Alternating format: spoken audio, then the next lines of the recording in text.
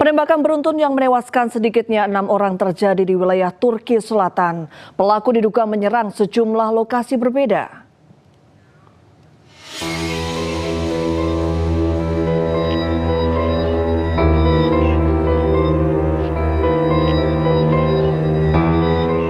Rekaman CCTV memperlihatkan momen seorang pria bersenjata melepaskan tembakan di sebuah restoran. Insiden tersebut terjadi sekitar 40 km dari kota Mersin, Turki Selatan. Seorang korban terlihat berlindung di balik lemari pendingin sebelum pelaku melarikan diri dari lokasi. Presiden Turki Erdogan menyatakan sedikitnya 6 orang tewas dan 8 lainnya mengalami luka-luka. Pemerintah Turki mengidentifikasi pelaku sebagai pria berusia 37 tahun bernama Metin. Otoritas menyebut pelaku pertama kali menembak mantan istrinya di jalan sebelum menuju Tarsus dan menyerang sebuah restoran hingga menewaskan pemilik dan seorang pegawai. Pelaku juga diduga membunuh sejumlah korban lain di lokasi yang berbeda. Polisi mengerahkan operasi besar-besaran dengan dukungan helikopter dan drone untuk memburu tersangka.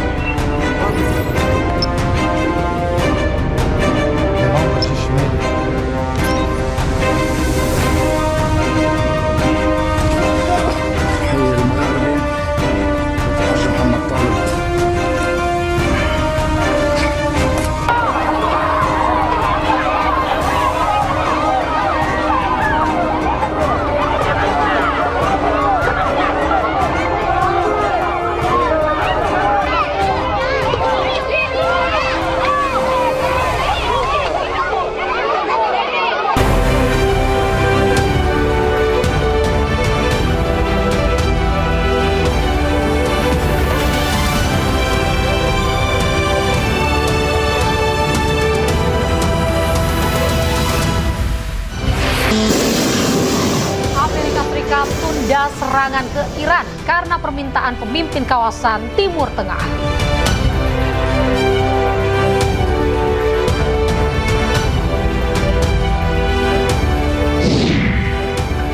Lima WNI hilang kontak usai rombongan global Sumut Flotilla disergap tentara Israel.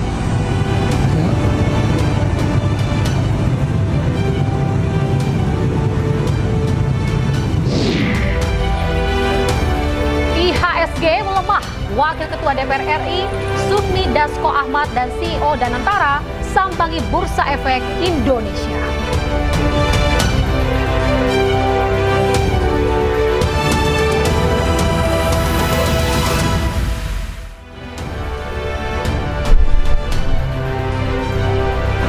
Selamat sore pemirsa, demikian tadi berita pilihan Ayu Sore bersama saya Anita Dewi.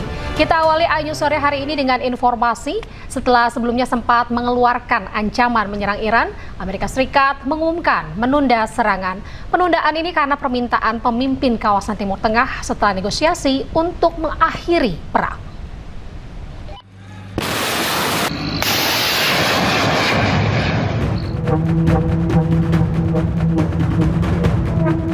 Melalui akun Truth Social, Presiden Amerika Serikat Donald Trump sempat mengancam akan menyerang Iran dalam waktu 24 hingga 48 jam kemudian.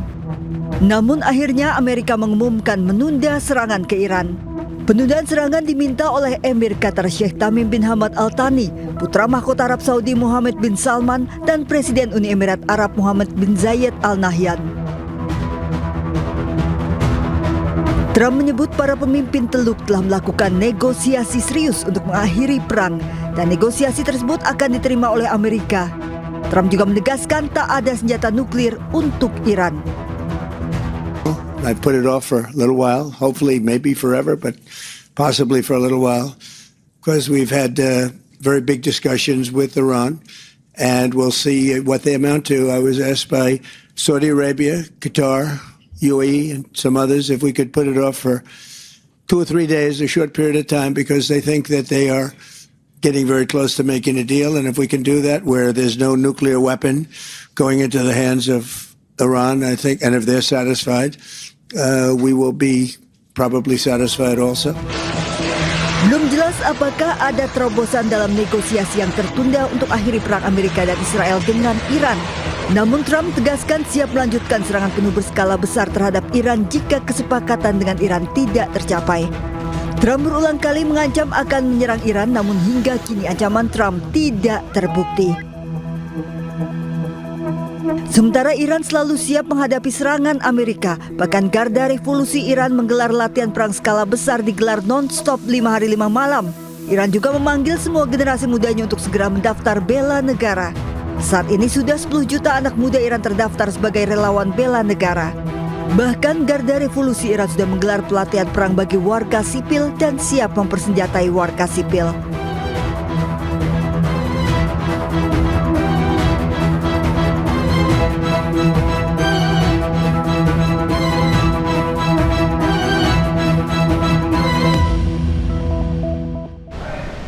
Pemirsa, Presiden Iran Masoud Pezeshkian ini secara tegas menyampaikan tidak akan menyerah pada tuntutan Amerika Serikat. Hal itulah yang menjadi poin krusial negosiasi antara Amerika Serikat dan Iran untuk mengakhiri perang.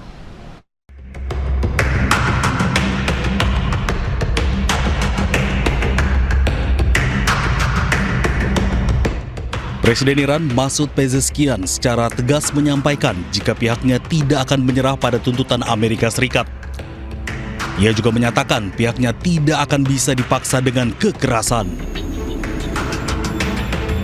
Hal ini disampaikan Pezeshkian melalui unggahan di platform X dan menyatakan dialog bukan berarti menyerah. Republik Islam Iran memasuki dialog dengan bermartabat, berwibawa, dan menjunjung tinggi hak-hak bangsa dan dalam keadaan apapun tidak akan mundur dari hak-hak hukum, rakyat, dan negara. Selain itu, Iran juga akan melindungi rakyat dan menjaga kehormatan Iran dengan segenap kekuatan hingga akhir. Di sisi lain, IRGC Iran memiliki rencana keamanan baru terhadap Selat Hormuz. Rencana tersebut untuk mencegah senjata dan pasokan melewati jalur tersebut menuju pangkalan militer Amerika Serikat di kawasan. Hal ini menjadi poin krusial yang menghambat negosiasi antara Amerika Serikat dan Iran untuk mengakhiri perang.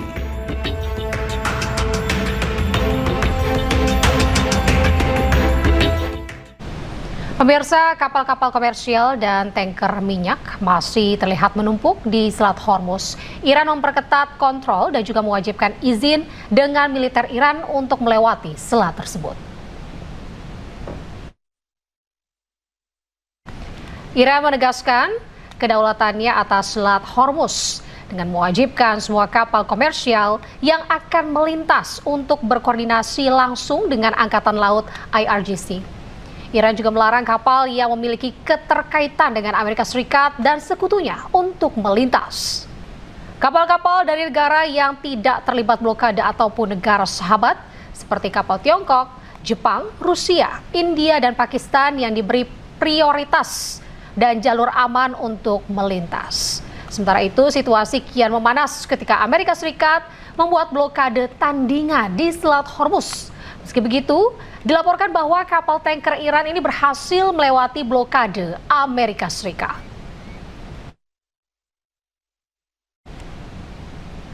Pemirsa, konflik yang terjadi di Timur Tengah ini secara efektif membuat Selat Hormuz nyaris tertutup. Badan Energi Internasional memperingatkan cadangan minyak dunia ini mengalami penyusutan tertinggi dalam sejarah.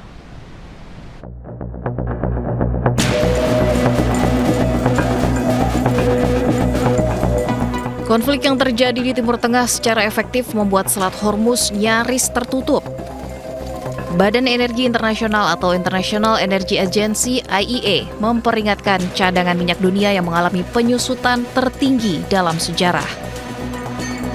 Dalam laporan Oil Market Report Mei 2026, IEA mengungkapkan sekitar 4 juta barel minyak per hari diambil dari pasokan cadangan selama April 2026. Lebih dari 10 minggu setelah perang di Timur Tengah dimulai, gangguan pasokan yang terus meningkat dari Selat Hormuz menguras persediaan minyak global. Lembaga yang berbasis di Paris itu mencatat persediaan minyak global yang terpantau termasuk minyak di kapal tanker menyusut 250 juta barel selama Maret hingga April 2026. Krisis BBM akibat penutupan Selat Hormuz salah satunya dirasakan warga di Amerika. Harga minyak melambung tinggi hingga 2 kali lipat dari harga normal. Pemirsa, Presiden Rusia Vladimir Putin ini kembali mengunjungi Beijing atas undangan Presiden Xi Jinping. Ia menegaskan Rusia dan China ini akan terus memperkuat kerjasama.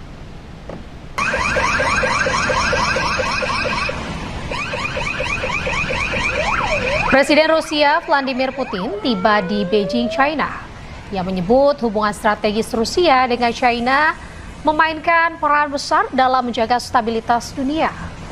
Putin juga menegaskan Rusia dan China tidak membangun aliansi untuk melawan pihak manapun.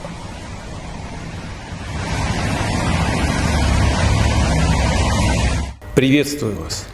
Рад в очередной раз посетить Пекин по приглашению моего давнего доброго друга, председателя КНР Си Цзиньпиня. Тесная российско-китайская стратегическая связка играет важную, стабилизирующую роль на мировой арене. При этом мы не дружим против кого-либо, а работаем на дело мира и всеобщего процветания. Поддерживают активное взаимодействие по линии ООН, Шанхайской организации сотрудничества, БРИКС и других многосторонних структур, внося весомый вклад в решение насущных общемировых и региональных проблем. Уверен, что вместе мы будем и далее делать все возможное для углубления российско-китайского партнерства и добрососедства ради динамичного развития двух наших стран и благополучия наших народов, в интересах поддержания глобальной безопасности и стабильности. До скорой встречи в Пекине. Благодарю вас за внимание. Pemirsa, Israel lancarkan serangan udara ke wilayah Mashouk di Lebanon Selatan. Sebelumnya, Israel telah mengeluarkan ancaman pengeboman di kawasan tersebut.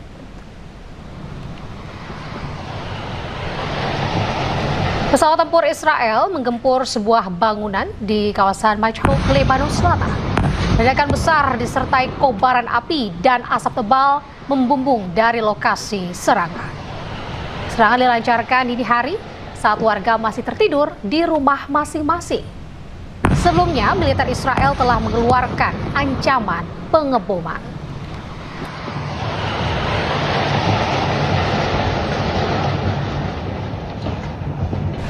Israel kembali melancarkan serangan ke Lebanon Selatan. Serangan udara Israel menyasar sejumlah kawasan. Israel menyerang Surmala, Selatan, Lebanon. Israel ini menargetkan Menara Utara untuk dihancurkan. Serangan setelah diterbitkan perintah evakuasi warga dari kota Surmala. Serangan udara Israel juga menyasar kota Kana, Lebanon Selatan. Akibat serangan, bangunan dan infrastruktur hancur. بتفادى السائمان يا شباب بالخشنة. بتفادى السائمان يا شباب بالخشنة. Pemirsa, warga Tire ini menyuarakan kekhawatiran mereka atas terus berlanjutnya eskalasi di Lebanon Selatan. Meskipun ada gencatan senjata dengan Israel, namun terus terjadi serangan.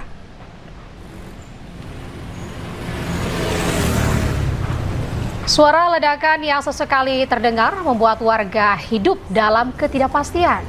Sementara sebagian keluarga memilih tetap bertahan di rumah dengan harapan situasi tidak kembali memburuk. Warga setempat menilai kondisi ini menimbulkan rasa takut berkepanjangan dan mengganggu aktivitas sehari-hari. بالنسبة للهدنة من الواضح انه ما في مصداقيه بهالهدنه ولا اللي قبل اللي مرقوا. بالعكس عم بتكون اشد من ايامات العاديه، يعني بعدنا مسيرات، بعدنا حربي، بعدنا قصف مطارح، يعني بعد ما في امان ابدا. نحن كنا ناطرين يمروا 45 يوم اللي قبلهم، ونجي انه على رواق وتنفتح البلد وبلش العالم ترجع على بيوتها وبلش اعاده الاعمار ويصير انسحابات للاسرائيليه من عمن جنوب لبنان ويرجع الامن والسلام لعنا. فاللي بين انه جددنا 45 يوم. هلا الليله طول الليل ضرب وقصف وما بعرف شو لوين رايحين ما حدا عارف. Pemirsa, sebuah video kembali dirilis oleh militer Hizbullah saat rudal terpadu milik Hizbullah ini hancurkan tank Merkava milik Israel. Rudal terpadu milik Hizbullah ini menghancurkan tank Merkava milik Israel di dekat Tel Nahas di kota Kfar Kala, Lebanon Selatan. Tank ditargetkan terlebih dahulu sebelum kemudian rudal meluncur dan menghancurkan tank tersebut. Hizbullah berupaya menahan pasukan Israel yang mulai masuk Lebanon Selatan. Selain menggunakan rudal, mereka juga memanfaatkan drone kamikaze. Pemirsa, korban tewas di Lebanon Selatan ini akibat serangan keji Israel terus bertambah menjadi 3.020 orang. Israel menyerang area komersial dan permukiman penduduk.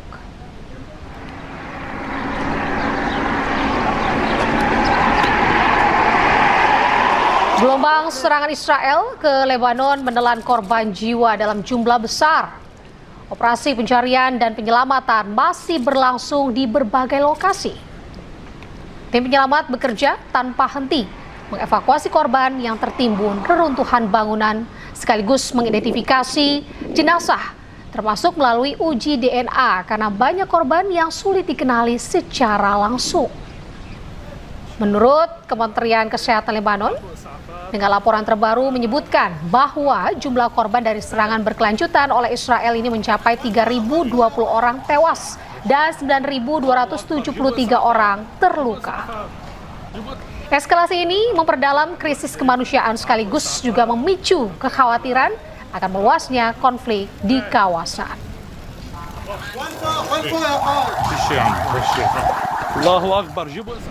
Lima warga negara Indonesia yang bergabung dalam misi kemanusiaan menembus Gaza hilang kontak usai disergap oleh tentara Israel.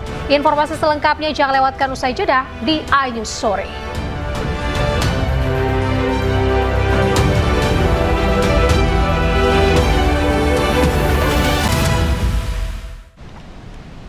Pemirsa, Israel dilaporkan tengah mengalami krisis tentara lantaran kekurangan sekitar 12.000 tentara Zionis. Hal itu dinilai mengancam kapasitas operasional militer dalam jangka panjang.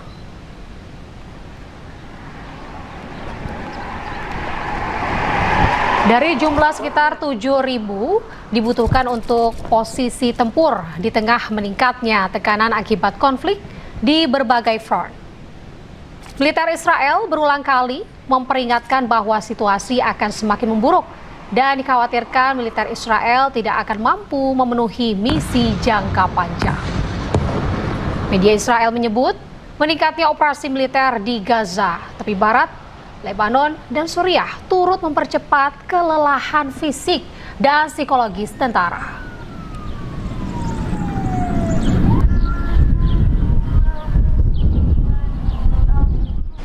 Pemirsa, pemukim ilegal Zionis Israel ini menyerang sebuah desa di tepi barat.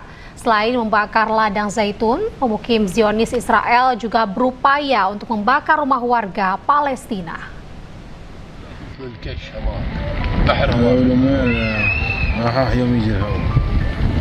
Api dan asap membumbung tinggi dari ladang zaitun milik warga Palestina yang terbakar.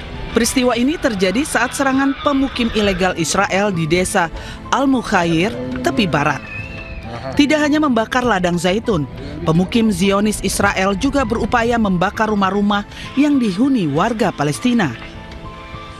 Warga desa mendesak dan meminta bantuan dari desa-desa terdekat untuk menghentikan serangan tersebut.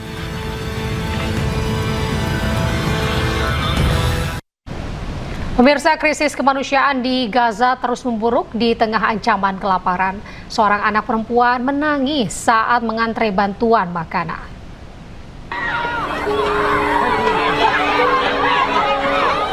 Tangis seorang anak perempuan pecah di tengah kerumunan warga Gaza yang mengantre bantuan makanan.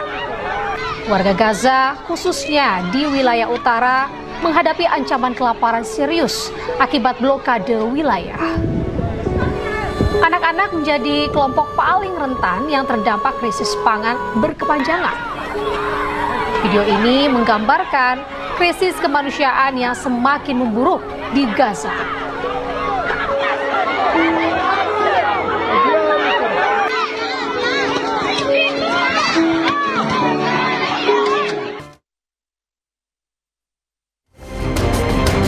This is Munir. I repeat, we have been intercepted. They have not yet boarded, but intercepted. Attempts to breach the lawful maritime security blockade of the Gaza Strip. Pemirsa, Israel mencegat rombongan relawan Global Sumut Flotilla yang mengangkut bantuan serta tim medis. Dalam rombongan ini juga terdapat saudari Presiden Irlandia yang seorang dokter.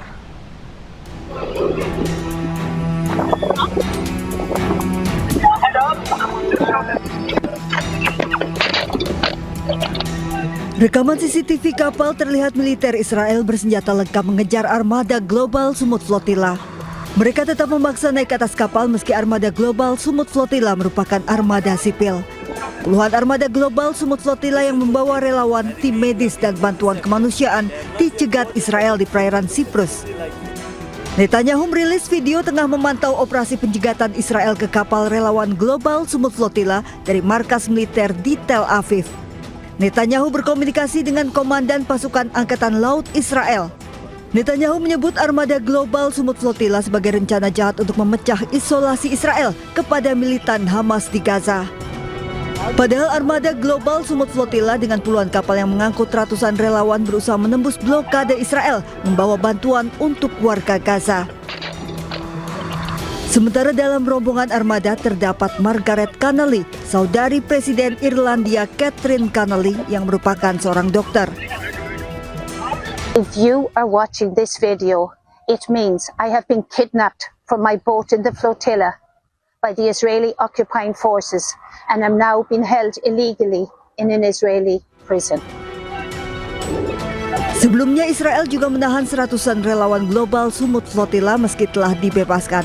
Dua aktivis asal Spanyol dan Brasil bahkan ditahan sepekan. They have not yet boarded, but interception looks extremely... 3 jurnalis Indonesia diculik tentara Israel dari kapal kemanusiaan Global Sumut Flotilla. Dewan Pers mengecam tindakan ini dan meminta pemerintah Indonesia membantu pembebasan jurnalis yang ditangkap militer Israel.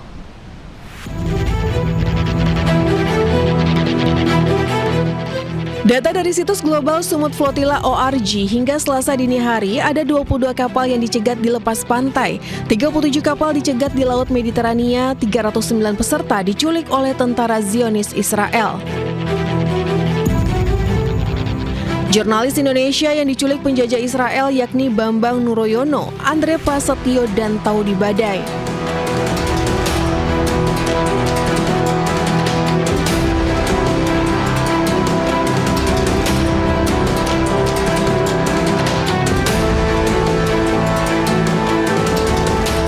Dewan Pers meminta pemerintah Indonesia membantu pembebasan jurnalis yang ditangkap militer Israel.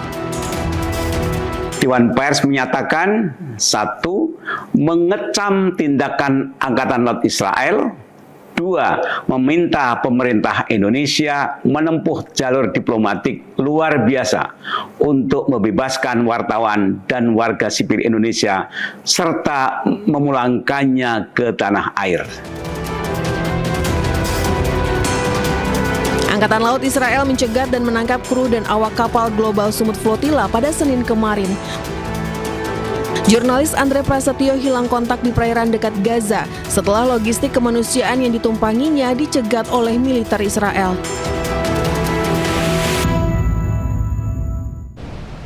Pemirsa, 5 WNI yang ikut dalam kapal kemanusiaan Global Sumut Flotilla diculik Israel di Laut Lepas Mediterania. Global Fish Convoy Indonesia atau GPCI ini mengungkap hingga kini 5 WNI ini tersebut masih hilang kontak. 5 warga negara Indonesia, relawan Global Peace Convoy Indonesia dilaporkan berada di dalam rombongan kapal misi kemanusiaan Global Sumut Flotilla kedua yang terdampak intersepsi militer Israel di perairan internasional dekat Cyprus, Mediterania Timur. Ahmad Juaini ini pengarah Global Peace Convoy Indonesia menyebut kelima WNI tersebut ini masih hilang kontak dan belum dapat dihubungi sama sekali. Ahmad juga menyampaikan kekhawatirannya akan keselamatan 5 WNI karena berpotensi mendapatkan kekerasan dan penyiksaan dari tentara Zionis Israel. Sejak diintercept tidak ada kontak sudah. Jadi kita sudah hilangan kontak sampai sekarang. Kita belum dapat informasi lagi seperti apa. Karena perkiraan kita juga alat komunikasi yang sepertinya disita gitu. Jadi kita hanya bisa berkontak sama yang belum ditahan justru. Tapi kami yang sudah ditahan kita sudah tidak bisa berkontak lagi gitu. Kami di MPR sangat mendukung apa yang dilakukan oleh rekan-rekan untuk menegakkan HAM, untuk menembus Gaza, untuk memberikan bantuan kemanusiaan, dan sangat mendukung agar apa yang dimintakan yaitu pemerintah Indonesia untuk segera melakukan kewenangan konstitusionalnya, kewajiban konstitusionalnya, dan posisinya di tingkat internasional termasuk Ketua Dewan HAM PBB untuk memaksimalkan usaha untuk membebaskan, paling tidak membebaskan bangsa Indonesia, warga Indonesia yang ditahan oleh rekan-rekan wartawan maupun rekan-rekan aktivis kemanusiaan. Pemirsa, Kementerian Luar Negeri mengutuk keras penangkapan 5 WNI yang ikut dalam misi kemanusiaan Global Sumut Flotilla oleh Israel. Kemenlu RI juga telah melakukan koordinasi dengan sejumlah pihak untuk upaya pemulangan 5 WNI tersebut. Kementerian Luar Negeri mengutuk keras tindakan militer Israel yang mencegat sejumlah kapal dan menangkap relawan WNI yang tergabung dalam rombongan misi kemanusiaan International Global Sumut Flotilla atau GSF 2.0 di sekitar perairan Cyprus, Mediterania Timur. Kementerian Luar Negeri mencatat bahwa berdasarkan informasi per pagi ini, dari total 9 WNI anggota Global Peace Convoy Indonesia atau GPCI yang tergabung dalam misi GSF 2.0, sebanyak 5 WNI dilaporkan telah ditangkap oleh militer Israel di sekitar perairan Cyprus atau Mediterania Timur. Sementara itu, 4 WNI lainnya yang berada di 2 kapal berbeda diketahui masih berlayar di sekitar perairan Cyprus. Situasi di lapangan masih sangat dinamis. Keempat WNI yang masih berlayar tersebut tetap berada dalam kondisi rawan dan sewaktu-waktu juga dapat mengalami intersepsi atau penangkapan oleh militer Israel. Sehubungan dengan perkembangan tersebut, Kemlu telah melakukan koordinasi awal dengan KBRI Ankara, KBRI Kairo, KBRI Roma, KBRI Aman dan KJRI Istanbul, termasuk menyiapkan langkah-langkah antisipatif seperti penerbitan SPLP apabila paspor WNI disita, serta dukungan medis apabila diperlukan. Perwakilan RI juga melakukan pendekatan kepada otoritas setempat guna memastikan akses transit dan proses kepulangan WNI dapat berjalan tanpa hambatan keimigrasian. Indonesia juga telah bergabung dengan 9 negara lainnya, yaitu Turki, Bangladesh, Brasil, Kolombia, Yordania, Libya, Maladewa, Pakistan, dan juga Spanyol dalam suatu pernyataan bersama yang mengutuk keras serangan Israel ke GSF.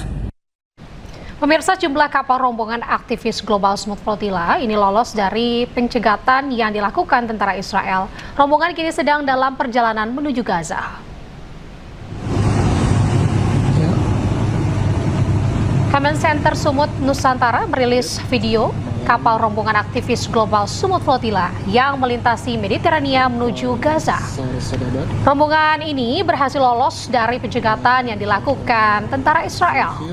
Pasukan Zionis Israel mencegat armada kemanusiaan Global Sumut Flotilla yang berlayar menuju Gaza. Mereka menahan ratusan aktivis dari berbagai negara, termasuk 5 warga negara Indonesia. Berlayar.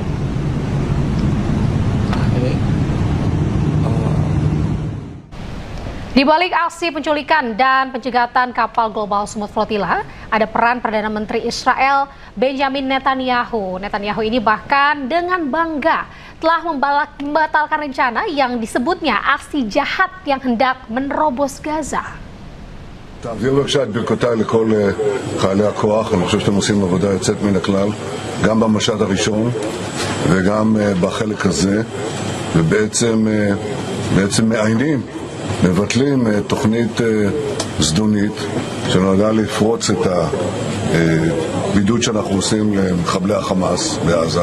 אתם עושים את זה בהצלחה יתרה, ואני חייב להגיד גם בשקט, ובוודאי בפחות בולטות ממה שהאויבים שלנו ציפו, ולכן ברכות מכל הלב. באמת, תמשיכו עד הסוף. תודה לכם. Amerika Serikat tunda serangan ke Iran karena permintaan pemimpin kawasan Timur Tengah.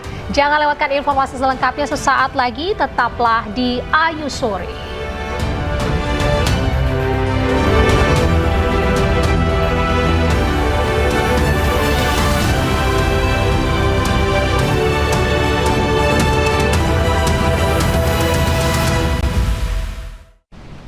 Anda kembali di Ayu Sore pemirsa. Setelah sebelumnya sempat mengeluarkan ancaman menyerang Iran, Amerika Serikat ini akhirnya mengumumkan menunda serangan.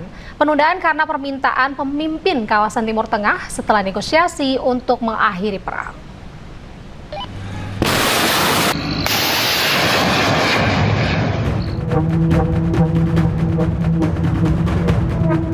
Melalui akun Truth Social, Presiden Amerika Serikat Donald Trump sempat mengancam akan menyerang Iran dalam waktu 24 hingga 48 jam kemudian. Namun akhirnya Amerika mengumumkan menunda serangan ke Iran. Penundaan serangan diminta oleh Emir Qatar Sheikh Tamim bin Hamad Al Thani, putra mahkota Arab Saudi Mohammed bin Salman, dan Presiden Uni Emirat Arab Mohammed bin Zayed Al Nahyan. Trump menyebut para pemimpin Teluk telah melakukan negosiasi serius untuk mengakhiri perang dan negosiasi tersebut akan diterima oleh Amerika. Trump juga menegaskan tak ada senjata nuklir untuk Iran. I put it off for a little while, hopefully maybe forever, but possibly for a little while, because we've had very big discussions with Iran, and we'll see what they amount to. I was asked by Saudi Arabia, Qatar, UAE and some others if we could put it off for 2 or 3 days, a short period of time, because they think that they are getting very close to making a deal. And if we can do that where there's no nuclear weapon going into the hands of Iran, I think, and if they're satisfied, we will be probably satisfied also. Belum jelas apakah ada terobosan dalam negosiasi yang tertunda untuk akhiri perang Amerika dan Israel dengan Iran. Namun Trump tegaskan siap melanjutkan serangan penuh berskala besar terhadap Iran jika kesepakatan dengan Iran tidak tercapai. Trump berulang kali mengancam akan menyerang Iran, namun hingga kini ancaman Trump tidak terbukti. Sementara Iran selalu siap menghadapi serangan Amerika, bahkan Garda Revolusi Iran menggelar latihan perang skala besar digelar non-stop 5 hari 5 malam. Iran juga memanggil semua generasi mudanya untuk segera mendaftar bela negara. Saat ini sudah 10 juta anak muda Iran terdaftar sebagai relawan bela negara. Bahkan Garda Revolusi Iran sudah menggelar pelatihan perang bagi warga sipil dan siap mempersenjatai warga sipil.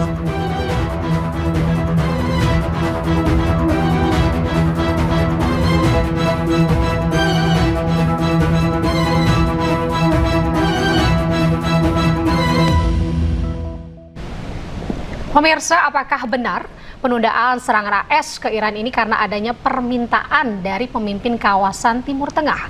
Atau memang AS ini tidak yakin bisa menghadapi Iran? Untuk membahasnya sudah bersama kami analis senior Indo-Pacific Strategic Intelligence, Fauzia Cempaka Timur. Selamat sore Mbak Fauzia. Selamat sore Mbak Anita. Baik, selamat bergabung di Ayu Sore Mbak. Baik Mbak Fauzia, ini kan kita tahu bahwa kondisi terkini adalah AS akhirnya memutuskan untuk menunda menyerang Iran. Mbak, ini kenapa Mbak alasannya kalau menurut Anda sendiri? Apakah memang dari awal ini hanya gertak sambal gitu Mbak? Jadi memang ada dua alasan ya Mbak ya yang melingkupi mengapa saat ini Amerika Serikat belum menyerang kembali Iran sejak gencatan senjata yang dilakukan sejak tanggal 8 April lalu. Memang secara domestik dan secara internasional ini dua-duanya menyebabkan Trump belum menyerang kembali Amerika Serikat ini belum menyerang kembali Iran. Secara domestik tentu saja pertimbangannya adalah terkait dengan 60 Days New Wars Resolution Act yang dimiliki oleh Amerika Serikat yang sudah berakhir sejak awal Mei lalu begitu. Yang artinya jika memang Amerika Serikat ini mau menyerang kembali Iran, maka harus dengan perang atau operasi militer yang baru. Dalam konteks ini, Operation Epic Fury tidak bisa lagi diaktifasi atau direaktivasi, Mbak Anita. Nah, tentu saja ini kita juga dengar beberapa hari lalu ada ancaman yang baru dengan operasi baru yang disebut dengan Sledgehammer Operation. Nah, ini sebenarnya dalam konteks untuk memenuhi tadi peraturan terkait dengan 60 Days New Wars Resolution Act yang dimiliki oleh Amerika Serikat. Sehingga jika pun perlu ada serangan kembali yang digunakan untuk menyerang Iran atau menekan Iran, maka yang dilakukan adalah dengan operasi baru, yaitu Sledgehammer Operation tadi. Tapi juga ada pertimbangan yang sifatnya internasional, Mbak, yaitu terkait dengan yang disampaikan oleh Donald Trump, tekanan dari negara-negara Teluk misalnya Arab Saudi, lalu juga Qatar, Oman, dan UAE misalnya. Mengapa? Karena kita lihat dari serangan tanggal 28 Februari lalu ke Iran yang dilakukan oleh Amerika Serikat. Kita lihat dampaknya ini bukan serangannya ini dibalas kepada Amerika Serikat, karena yang justru dilakukan oleh Iran adalah melakukan serangan yang sifatnya menyerang military base atau basis-basis militer yang dimiliki markas-markas militer yang dimiliki oleh Amerika Serikat yang berada di negara-negara Teluk. Nah, tentu saja jika memang Amerika Serikat ini mengancam Iran atau menyerang Iran nantinya melalui Operation Sledgehammer ataupun operasi baru yang direaktivasi kembali, Epic Fury yang direaktivasi kembali, maka dampaknya ini akan lebih besar pada negara Teluk. Dan ini tentu saja secara internasional tidak cukup baik. Nah, faktor lain yang saya lihat selain dari internasional dan juga domestik tadi adalah bahwa kesiapan militer Amerika Serikat dan kapasitas tempurnya ini tidak selalu optimal, Mbak. Kita tahu bahwa saat ini satu kapal sudah kembali lagi ke Amerika Serikat, sudah sampai bahkan di pelabuhan Amerika Serikat beberapa hari yang lalu. Nah, kondisi saat ini menunjukkan bahwa jumlah pasukan yang berada di Timur Tengah ini hanya sekitar 40.000 pasukan. Berbeda dengan kondisi ketika sedang dilakukan negosiasi yang pertama di Pakistan atau di Islamabad oleh Amerika Serikat dan Iran. Nah, dalam kondisi ini menunjukkan bahwa kesiapan militer dan kapasitas tempur Amerika Serikat sendiri di Timur Tengah saat ini belum optimal untuk dilakukannya serangan kembali. Nah, tapi kita juga melihat bagaimana ancaman demi ancaman masih terus diberikan oleh atau disampaikan oleh Donald Trump baik melalui tweets maupun melalui press release yang dilakukan oleh Amerika Serikat. Ini tentu saja dalam hal kita mengerti dalam sebuah teori ada yang disebut dengan panggung depan, panggung belakang. Nah, ancaman yang diberikan oleh Amerika Serikat ini tentu saja dilakukan untuk melancarkan negosiasi yang saat ini sedang terjadi secara back channel dengan difasilitasi oleh Pakistan, Mbak Anita. Oke, baik Mbak Fauzia, ini kan artinya berarti selain tadi ada pertimbangan operasi baru yang akan dibentuk atau dipersiapkan oleh AS sendiri dengan mengubah nama strateginya itu menjadi tadi yang terbaru ada Sledgehammer. Juga ada pertimbangan lainnya adalah tekanan-tekanan dari negara-negara Teluk nih Mbak. Ini apakah artinya ini kan bukan kali pertama ya Mbak ya, AS itu untuk mengancam dan juga menunda serangan ini bukan kali pertama. Apakah karena memang AS ini sebenarnya takut tidak bisa menghadapi Iran, Mbak? Iya, sebenarnya bukan hanya takut ya, tapi memang tentu terbukti bagaimana ketahanan masyarakat dan juga negara Iran secara militer sendiri sangat tinggi, Mbak. Kita lihat bagaimana serangan sejak tanggal 28 Februari ternyata belum bisa pula tercapai objektifnya. Karena kita lihat setidaknya ada beberapa objektif yang ingin dicapai oleh pemerintah Amerika Serikat saat melakukan 28 serangan ke Iran 28 Februari lalu. Kita bisa memetakan setidaknya ada 4 rencana objektif atau tujuan yang sebenarnya ingin dicapai oleh Amerika Serikat, yaitu pertama mengurangi kemampuan misil dan rudal Iran yang tentu saja sampai saat ini salah satu informasi yang disampaikan pada tanggal awal Mei lalu oleh CIA laporannya yang tersampaikan secara terbuka pula begitu menyatakan bahwa kemampuan rudal dan rudal balistik dan misil Iran ini masih di atas 70%, Mbak, yang artinya tujuan untuk mengurangi kemampuan militer Iran yang berdasarkan rudal dan misil ini belum berhasil, belum tercapai hingga sejauh ini. Yang kedua adalah terkait dengan nuklir. Pengayaan nuklir Iran ini masih dalam kondisi optimum, yang artinya dia masih memiliki 400 kg yang disebut dengan Amerika Serikat menyebut, Trump menyebut sebagai debu nuklir begitu ya. Dan yang dimaksud adalah hasil pengayaan uranium. Di sisi lain juga dia masih memiliki sekitar kapasitas 60% yang dia miliki sejauh ini.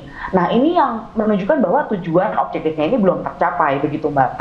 Nah, terlebih kita tahu ada yang disebut dengan ketika Amerika Serikat ini tentu menyerang secara nyata terhadap Iran nantinya, maka justru dampak yang ditimbulkan kita lihat, justru 10 juta anak muda ini di Iran saat ini yang di awal Januari sebelum dilakukan serangan Amerika Serikat justru banyak demonstrasi muncul di Iran dan lain sebagainya, justru saat ini sangat bersatu begitu Mbak. Dalam sebuah teori kita menyebutnya sebagai rally around the flag begitu, yang artinya adalah justru ketika dilakukan serangan di sebuah negara, maka kebersatuan itu justru akan sangat tinggi karena negara tersebut memiliki common enemy atau pemusuh bersama. Nah, ini yang justru tentu akan sangat berbahaya dan kontraproduktif bagi Amerika Serikat sendiri jika Amerika Serikat tetap memutuskan untuk melakukan serangan ke Iran. Dan kita tentu juga melihat masalahnya pada saat salah satu video yang disampaikan baru saja tadi, bahwa saat ini Iran ini sedang juga dalam keadaan yang meskipun gencatan senjata, dia memiliki high alert atau kewaspadaan yang cukup tinggi karena dia masih melakukan beberapa kali latihan, bahkan 5 hari 5 malam begitu. Dan dalam konteks ini yang dilakukan pelatihannya ini sangat spesifik untuk ketika nanti jika Amerika Serikat melakukan reaktivasi atau penyerangan kembali. Misalnya pelatihan itu dalam bentuk pelatihan yang sifatnya ketahanan sipil begitu Mbak. Yang kedua tentang persiapan jika terjadi dekapitasi di lingkungan atau di tingkat pucuk kepemimpinan.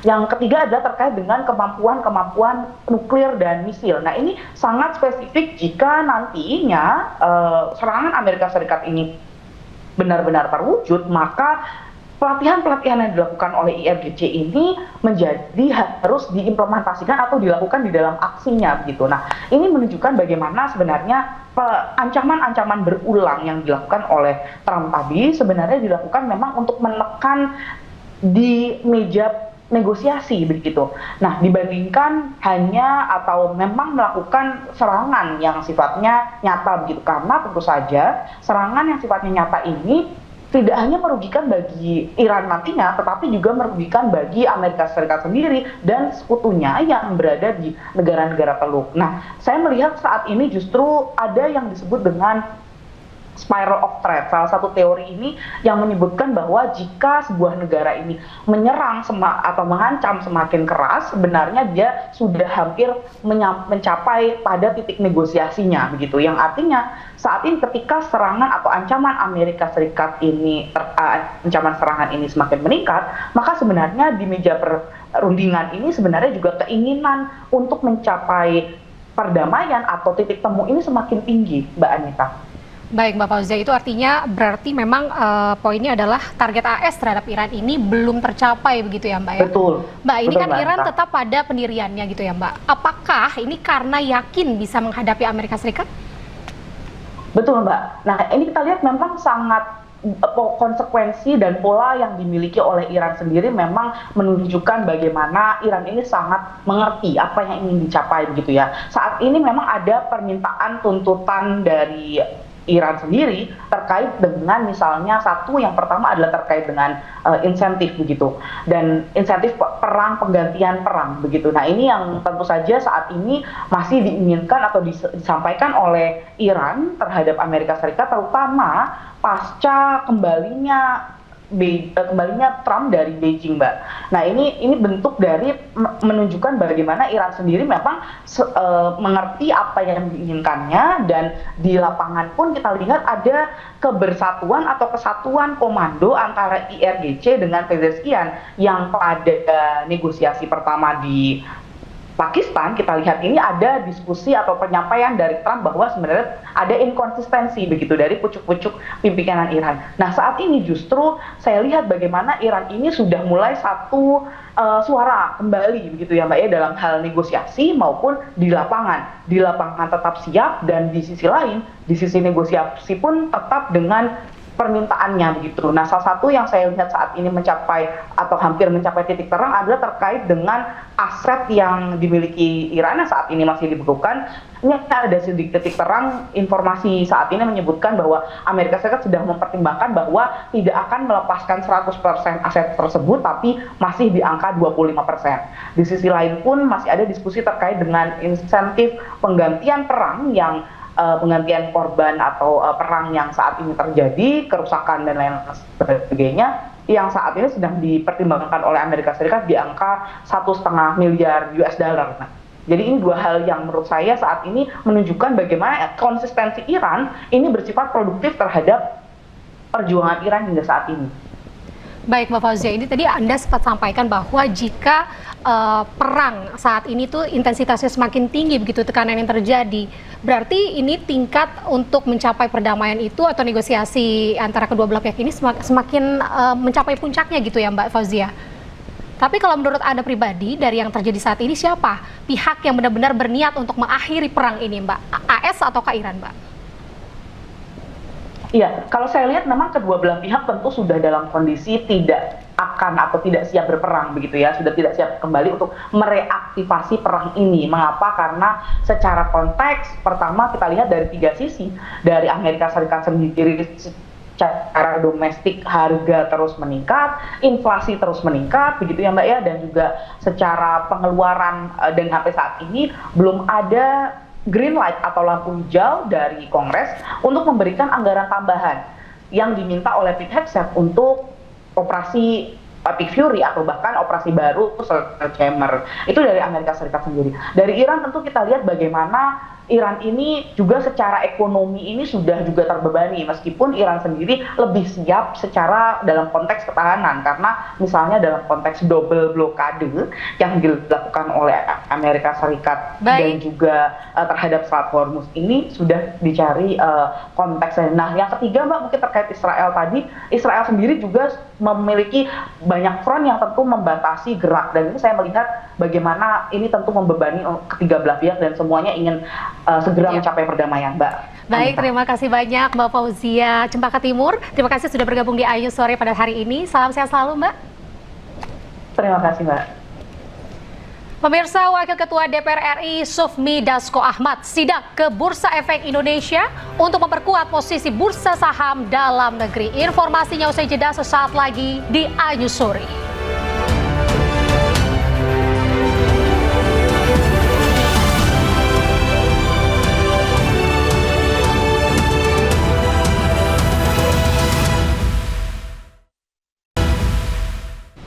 Anda masih di iNews Sore pemirsa. Kebakaran masih melanda pabrik sekaligus gudang plastik perkakas rumah tangga di Cengkareng, Jakarta Barat.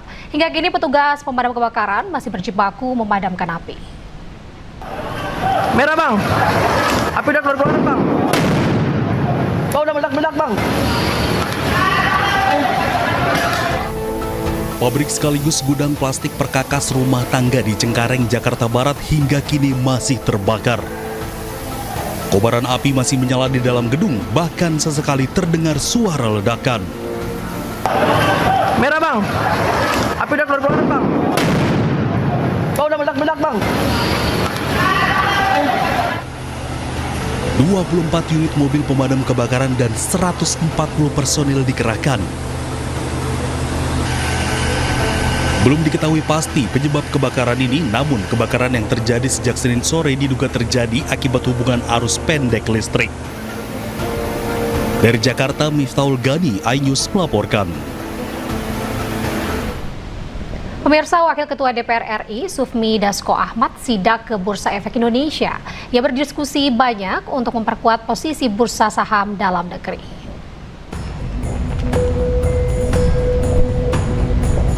Kunjungan ini dilakukan guna memberikan kepercayaan para pelaku pasar. Hal ini menyusul telah terjadi koreksi IHSG dalam beberapa pekan ini. Dasko mengatakan diskusi untuk memperkuat investor global dan investor retail. Setelah berdiskusi, Dasko yakin bursa ke depan akan semakin kuat.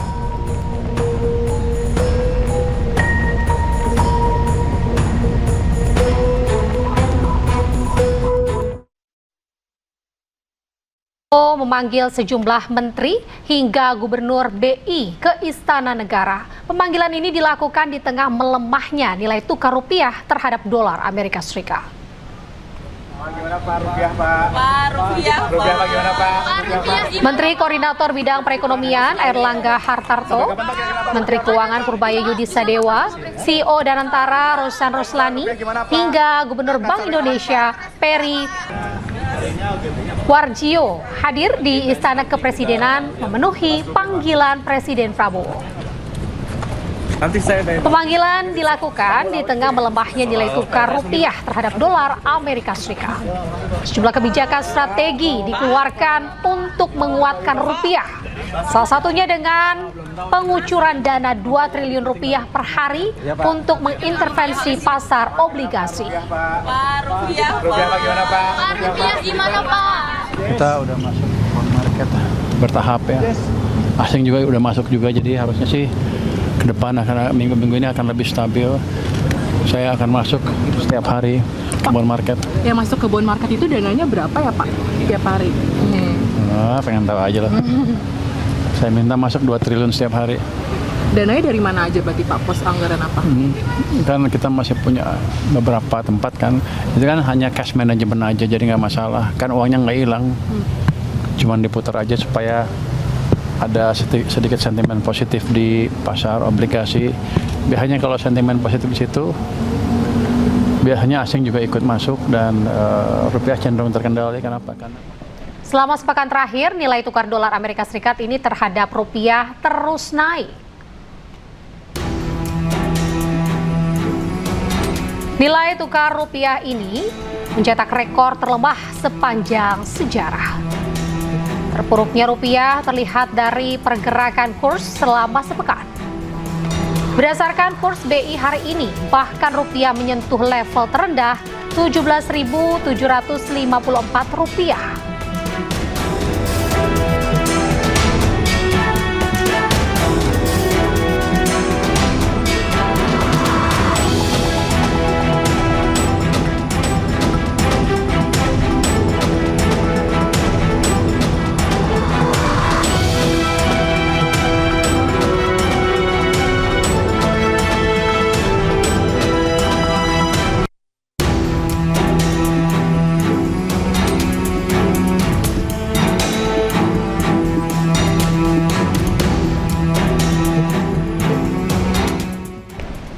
Dan pemirsa, Anyu Sore berikutnya akan dilanjutkan oleh rekan saya, Reni Arumsari.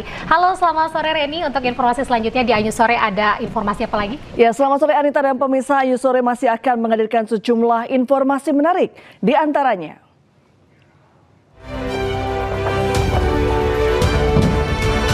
Lima WNI hilang kontak usai rombongan Global Summit Flotilla disergap tentara Israel.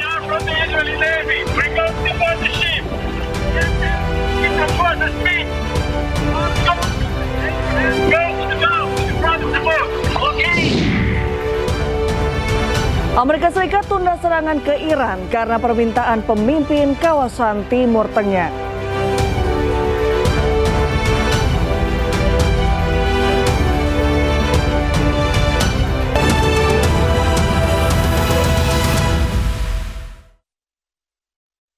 Ya pemirsa, Anda kembali menyaksikan iNews Sore bersama saya, Reni Arumsari.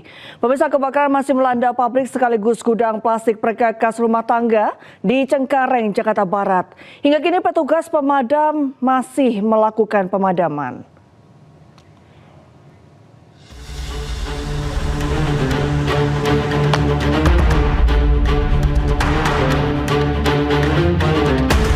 Militer Hizbullah kembali merilis sebuah video keberhasilan drone mereka menghancurkan kendaraan militer Israel. Dalam video tersebut, drone milik Hizbullah menghantam tank Israel meski sudah dilapisi dengan jaring pelindung. Ancaman drone kamikaze berpadu serat optik milik Hizbullah memaksa Israel berinovasi cepat. Bahkan dengan cara yang terkesan darurat, kendaraan tempur Israel dibungkus jaring anti-drone menyerupai gawang sepak bola raksasa yang menjulang di atas bodi kendaraan. Tujuannya sederhana, namun krusial, menjebak atau memicu ledakan drone FPV satu arah sebelum mencapai awak kendaraan. Dengan jarak ledak yang lebih jauh, dampak hulu ledakan diharapkan berkurang. Meski efektivitasnya sangat bergantung pada jenis drone dan muatannya, rangka logam dan jaring nilon nampaknya terbukti tidak efektif. Untuk melindungi kendaraan militer Israel, Israel nampaknya harus kembali mencari cara untuk melawan drone Hizbullah di Lebanon Selatan.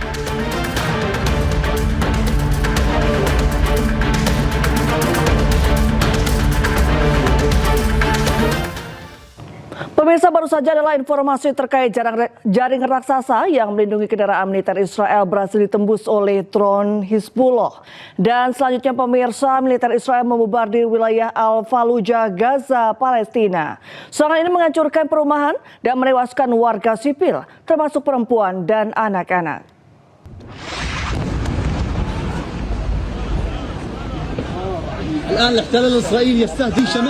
Ledakan besar-besaran akibat serangan udara militer Israel mengguncang setiap sudut Al-Fallujah, wilayah Gaza. Ini adalah kedua kalinya Israel menyerang wilayah ini setelah sebelumnya serangan pertama pada awal Mei lalu. Meskipun gencatan senjata secara resmi tengah berlaku, namun militer intensitas serangan Israel tetap terus berlangsung.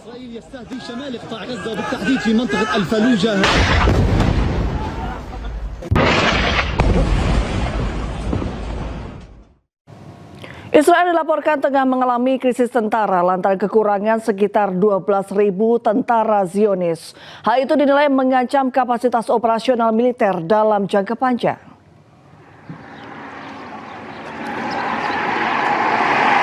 Dari jumlah sekitar 7.000 dibutuhkan untuk posisi tempur di tengah meningkatnya tekanan akibat konflik di berbagai front. Militer Israel berulang kali memperingatkan bahwa situasi akan semakin memburuk dan dikhawatirkan militer Israel tidak akan mampu memenuhi misi jangka panjang. Media Israel menyebut meningkatnya operasi militer di Gaza, tepi barat, Lebanon, dan Suriah turut mempercepat kelelahan fisik dan psikologis tentara.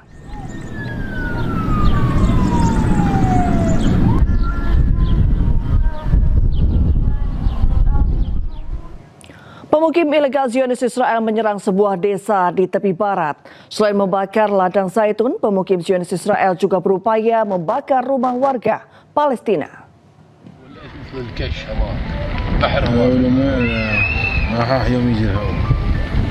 Api dan asap membumbung tinggi dari ladang zaitun milik warga Palestina yang terbakar. Peristiwa ini terjadi saat serangan pemukim ilegal Israel di desa Al-Mukhayir, tepi barat. Tidak hanya membakar ladang zaitun, pemukim Zionis Israel juga berupaya membakar rumah-rumah yang dihuni warga Palestina. Warga desa mendesak dan meminta bantuan dari desa-desa terdekat untuk menghentikan serangan tersebut. Krisis kemanusiaan di Gaza terus memburuk di tengah ancaman kelaparan. Seorang anak perempuan menangis saat mengantre bantuan makanan.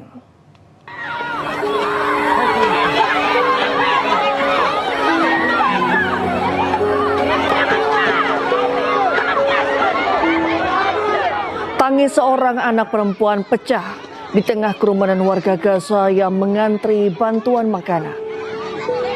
Warga Gaza khususnya di wilayah utara menghadapi ancaman kelaparan serius akibat blokade wilayah. Anak-anak menjadi kelompok paling rentan yang terdampak krisis pangan berkepanjangan. Video ini menggambarkan krisis kemanusiaan yang semakin memburuk di Gaza.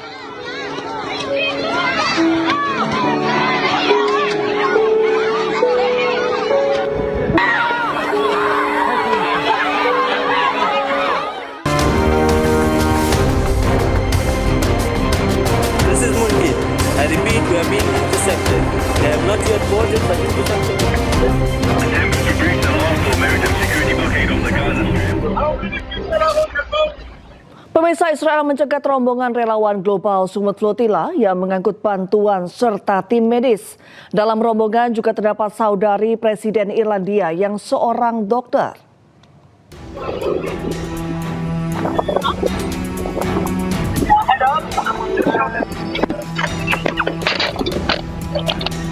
Rekaman CCTV kapal terlihat militer Israel bersenjata lengkap mengejar armada global Sumut Flotilla. Mereka tetap memaksa naik ke atas kapal meski armada global Sumut Flotilla merupakan armada sipil. Puluhan armada global Sumut Flotilla yang membawa relawan, tim medis dan bantuan kemanusiaan dicegat Israel di perairan Siprus. Netanyahu merilis video tengah memantau operasi penjegatan Israel ke kapal relawan global Sumut Flotilla dari markas militer di Tel Aviv. Netanyahu berkomunikasi dengan Komandan Pasukan Angkatan Laut Israel. Netanyahu menyebut armada global Sumut Flotilla sebagai rencana jahat untuk memecah isolasi Israel kepada militan Hamas di Gaza. Padahal armada global Sumut Flotilla dengan puluhan kapal yang mengangkut ratusan relawan berusaha menembus blokade Israel membawa bantuan untuk warga Gaza. Sementara dalam rombongan armada terdapat Margaret Connolly, saudari Presiden Irlandia Catherine Connolly yang merupakan seorang dokter. If you are watching this video, it means I have been kidnapped from my boat in the flotilla by the Israeli occupying forces and am now being held illegally in an Israeli prison. Sebelumnya Israel juga menahan seratusan relawan global Sumut Flotilla meski telah dibebaskan. Dua aktivis asal Spanyol dan Brasil bahkan ditahan sepekan. They have not yet boarded, but interception looks extremely likely. Pemirsa, 3 jurnalis Indonesia diculik tentara Israel dari kapal kemanusiaan global Sumut Flotilla. Dewan Pers mengecam tindakan ini dan meminta pemerintah Indonesia membantu pembebasan jurnalis yang ditangkap militer Israel.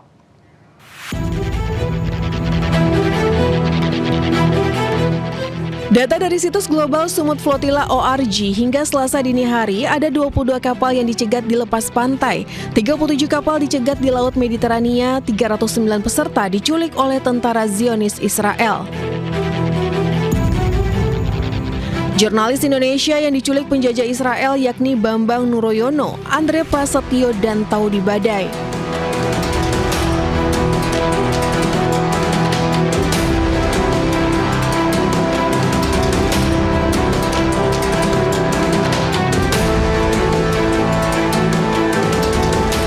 Dewan Pers meminta pemerintah Indonesia membantu pembebasan jurnalis yang ditangkap militer Israel. Dewan Pers menyatakan 1.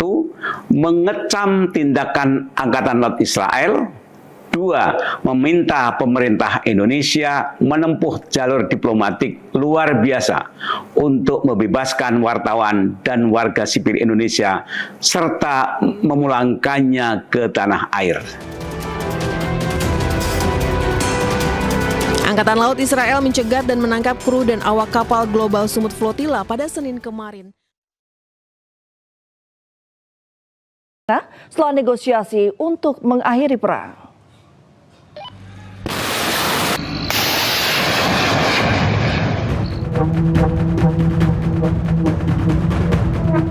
Melalui akun Truth Social, Presiden Amerika Serikat Donald Trump sempat mengancam akan menyerang Iran dalam waktu 24 hingga 48 jam kemudian. Namun akhirnya Amerika mengumumkan menunda serangan ke Iran. Penundaan serangan diminta oleh Emir Qatar Sheikh Tamim bin Hamad Al Thani, putra mahkota Arab Saudi Mohammed bin Salman, dan Presiden Uni Emirat Arab Mohammed bin Zayed Al Nahyan. Trump menyebut para pemimpin Teluk telah melakukan negosiasi serius untuk mengakhiri perang dan negosiasi tersebut akan diterima oleh Amerika. Trump juga menegaskan tak ada senjata nuklir untuk Iran. I've put it off for a little while, hopefully maybe forever, but possibly for a little while, because we've had very big discussions with Iran, and we'll see what they amount to. I was asked by Saudi Arabia, Qatar, UAE, and some others if we could put it off for 2 or 3 days, a short period of time, because they think that they are getting very close to making a deal. And if we can do that, where there's no nuclear weapon going into the hands of Iran, I think, and if they're satisfied, we will be probably satisfied also. Belum jelas apakah ada terobosan dalam negosiasi yang tertunda untuk akhiri perang Amerika dan Israel dengan Iran. Namun Trump tegaskan siap melanjutkan serangan penuh berskala besar terhadap Iran jika kesepakatan dengan Iran tidak tercapai. Trump berulang kali mengancam akan menyerang Iran, namun hingga kini ancaman Trump tidak terbukti. Sementara Iran selalu siap menghadapi serangan Amerika, bahkan Garda Revolusi Iran menggelar latihan perang skala besar digelar non-stop 5 hari 5 malam. Iran juga memanggil semua generasi mudanya untuk segera mendaftar bela negara. Saat ini sudah 10 juta anak muda Iran terdaftar sebagai relawan bela negara.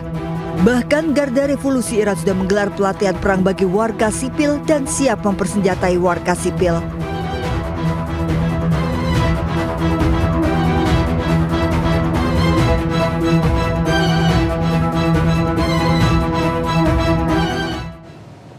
Presiden Iran Masoud Pezeshkian secara tegas menyampaikan tidak akan menyerah pada tuntutan Amerika Serikat.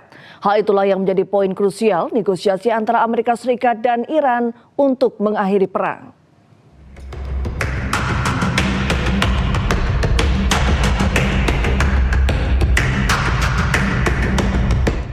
Presiden Iran Masoud Pezeshkian secara tegas menyampaikan jika pihaknya tidak akan menyerah pada tuntutan Amerika Serikat. Ia juga menyatakan pihaknya tidak akan bisa dipaksa dengan kekerasan. Hal ini disampaikan Pezeshkian melalui unggahan di platform X dan menyatakan dialog bukan berarti menyerah. Republik Islam Iran memasuki dialog dengan bermartabat, berwibawa, dan menjunjung tinggi hak-hak bangsa dan dalam keadaan apapun tidak akan mundur dari hak-hak hukum, rakyat, dan negara. Selain itu, Iran juga akan melindungi rakyat dan menjaga kehormatan Iran dengan segenap kekuatan hingga akhir. Di sisi lain, IRGC Iran memiliki rencana keamanan baru terhadap Selat Hormuz. Rencana tersebut untuk mencegah senjata dan pasokan melewati jalur tersebut menuju pangkalan militer Amerika Serikat di kawasan. Hal ini menjadi poin krusial yang menghambat negosiasi antara Amerika Serikat dan Iran untuk mengakhiri perang.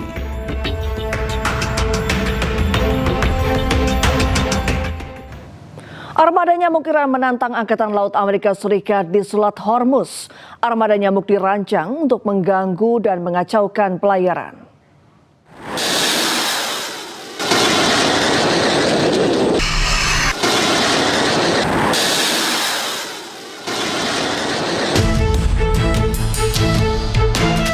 Armada nyamuk Iran menantang Angkatan Laut Amerika Serikat di Selat Hormuz. Hal ini adalah balasan atas klaim Amerika Serikat yang telah menghancurkan Angkatan Laut Iran dan hanya menyisakan perahu-perahu kecil. Namun, perahu-perahu kecil yang dimaksud Amerika adalah julukan armada nyamuk yang justru memiliki daya sengat.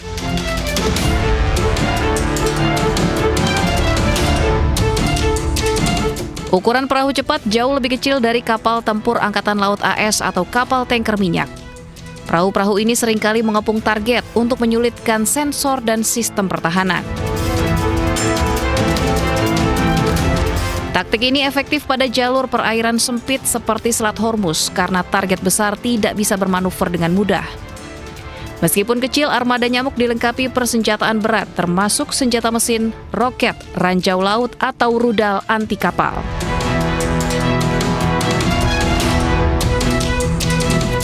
Kelebihan armada nyamuk juga dapat dengan mudah bersembunyi di terowongan pesisir, gua, atau dermaga warga. Armada perahu kecil merupakan salah satu bagian dari strategi Iran yang dioperasikan oleh Korps Garda Revolusi Islam atau IRGC. Armada nyamuk dirancang untuk mengganggu, mengerubung, membingungkan, dan mengacaukan pelayaran.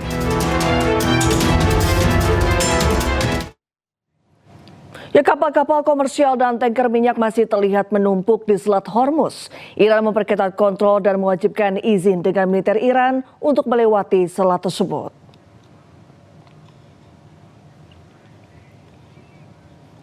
Iran menegaskan kedaulatannya atas Selat Hormuz dengan mewajibkan semua kapal komersial yang akan melintas untuk berkoordinasi langsung dengan Angkatan Laut IRGC. Iran melarang kapal yang memiliki keterkaitan dengan Amerika Serikat dan sekutunya untuk melintas. Kapal-kapal dari negara yang tidak terlibat blokade ataupun negara sahabat seperti kapal Tiongkok, Jepang, Rusia, India, dan Pakistan yang diberi prioritas dan jalur aman untuk melintas. Sementara itu situasi kian memanas ketika Amerika Serikat membuat blokade tandingan di Selat Hormuz. Meski begitu, pemirsa, dilaporkan bahwa kapal tanker Iran berhasil melewati blokade Amerika Serikat.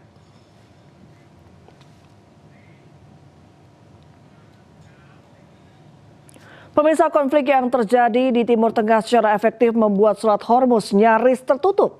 Badan Energi Internasional memperingatkan cadangan minyak dunia mengalami penyusutan tertinggi dalam sejarah.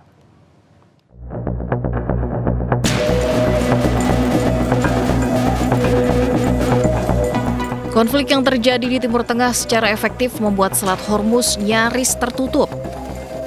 Badan Energi Internasional atau International Energy Agency (IEA) memperingatkan cadangan minyak dunia yang mengalami penyusutan tertinggi dalam sejarah. Dalam laporan Oil Market Report Mei 2026, IEA mengungkapkan sekitar 4 juta barel minyak per hari diambil dari pasokan cadangan selama April 2026. Lebih dari 10 minggu setelah perang di Timur Tengah dimulai, gangguan pasokan yang terus meningkat dari Selat Hormuz menguras persediaan minyak global.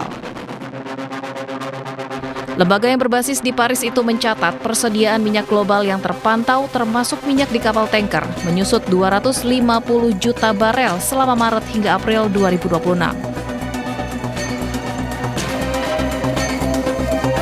Krisis BBM akibat penutupan Selat Hormuz salah satunya dirasakan warga di Amerika. Harga minyak melambung tinggi hingga 2 kali lipat dari harga normal. Pemirsa, Presiden Rusia Vladimir Putin kembali mengunjungi Beijing atas undangan Presiden Xi Jinping. Ia menegaskan Rusia dan China akan terus perkuat kerjasama.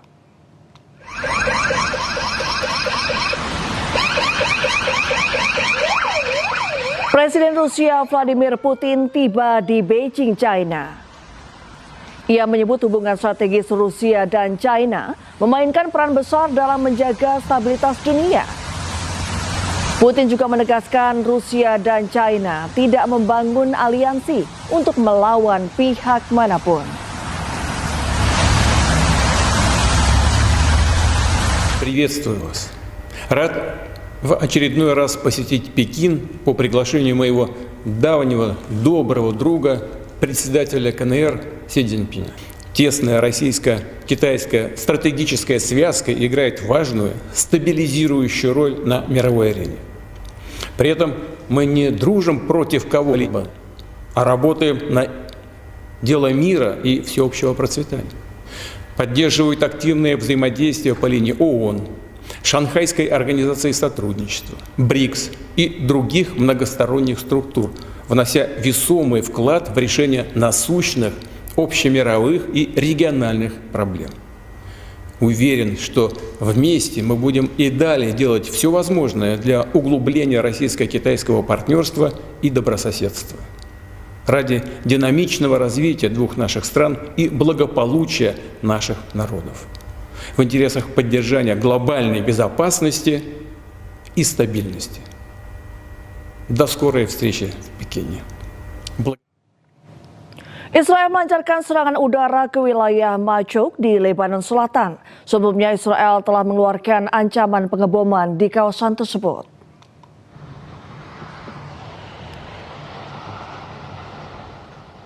Pesawat tempur Israel menggempur sebuah bangunan di kawasan Machouk, Lebanon Selatan. Ledakan besar disertai kobaran api dan asap tebal membumbung dari lokasi serangan. Serangan dilancarkan dini hari saat warga masih tertidur di rumah masing-masing. Sebelumnya militer Israel telah mengeluarkan ancaman pengeboman.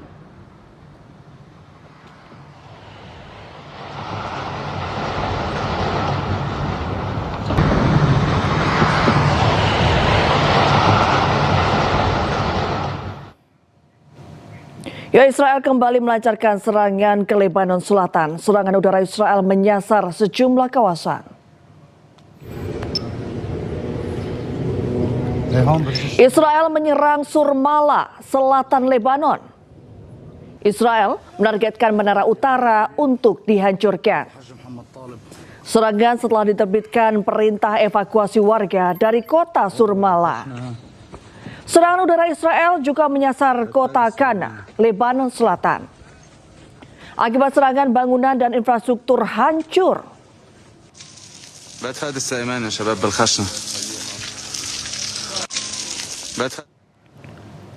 Warga Tire menyuarakan kekhawatiran mereka atas terus berlanjutnya eskalasi di Lebanon Selatan. Meskipun ada gencatan senjata dengan Israel, namun terus terjadi serangan.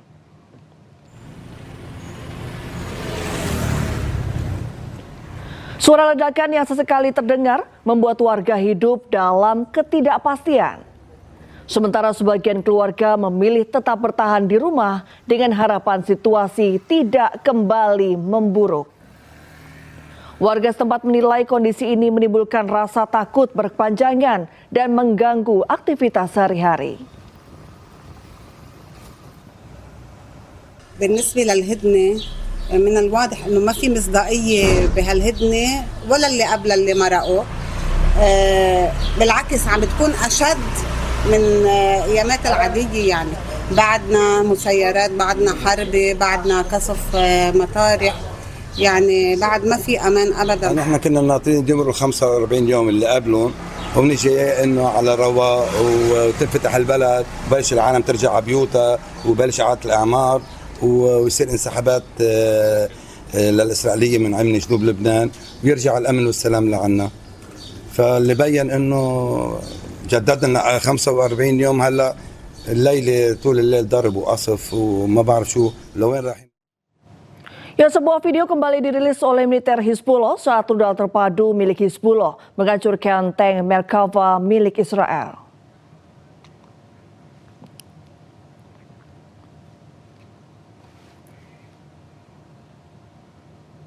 Rudal terpadu milik Hizbullah menghancurkan tank Merkava milik Israel di dekat Tel Nahas di kota Karkala, Lebanon Selatan. Tank ditargetkan terlebih dahulu sebelum kemudian rudal meluncur dan menghancurkan tank tersebut. Hizbullah berupaya menahan pasukan Israel yang mulai masuk ke Lebanon Selatan. Selain menggunakan rudal, mereka juga memanfaatkan drone kamikaze.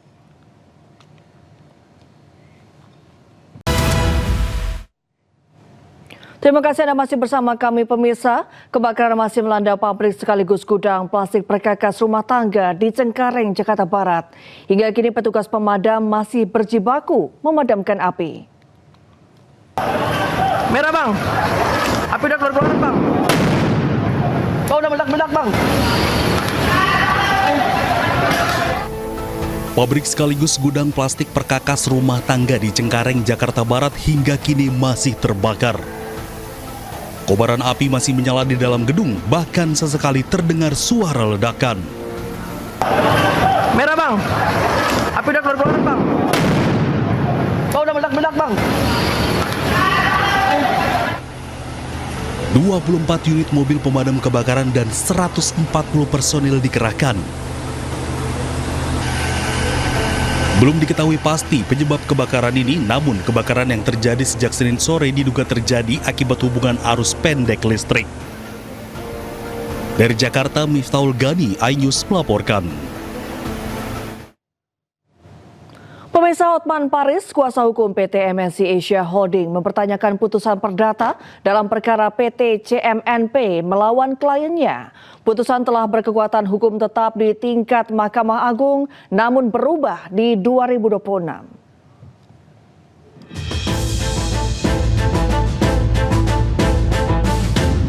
Hotman Paris mempertanyakan putusan yang telah berkekuatan hukum tetap di tingkat Mahkamah Agung tahun 2008 berubah pada 2026.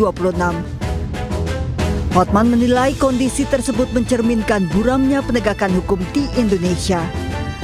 Pokok perkara bermula saat CMNP memiliki 28 sertifikat deposito di Unibank.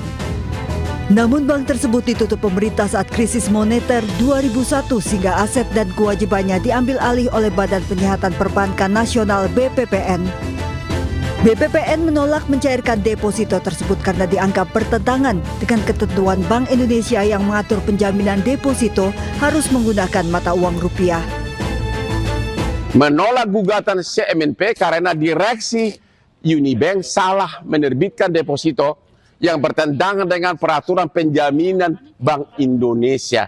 Jadi yang salah siapa? Ya direksi banknya lah. Bukan Haritanu, bukan PT Bakti. Kenapa kemudian 18 tahun kemudian perkara yang sudah diputus bisa berubah lagi?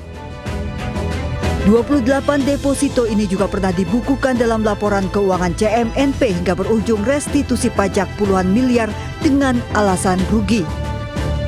Sementara dalam gugatan terbaru, deposito disebut palsu.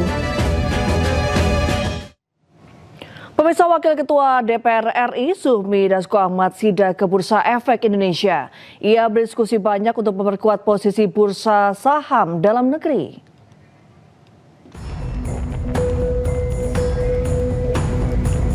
Kunjungan ini dilakukan guna memberikan kepercayaan para pelaku pasar. Hal ini menyusul telah terjadi koreksi IHSG dalam beberapa pekan ini. Dasko mengatakan diskusi untuk memperkuat investor global dan investor retail. Setelah berdiskusi, Dasko yakin bursa ke depan akan semakin kuat.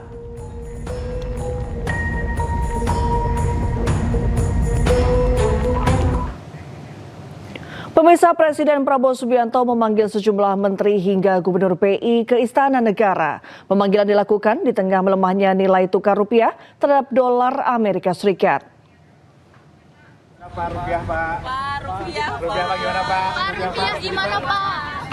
Menteri Koordinator Bidang Perekonomian Erlangga Hartarto, Menteri Keuangan Purbaya Yudi Sadewa, CEO Danantara Rosan Ruslani, hingga Gubernur Bank Indonesia Peri Warjio hadir di Istana Kepresidenan memenuhi panggilan Presiden Prabowo. Pemanggilan dilakukan di tengah melemahnya nilai tukar rupiah terhadap dolar Amerika Serikat. Sejumlah kebijakan strategi dikeluarkan untuk menguatkan rupiah, salah satunya dengan pengucuran dana 2 triliun rupiah per hari untuk mengintervensi pasar obligasi.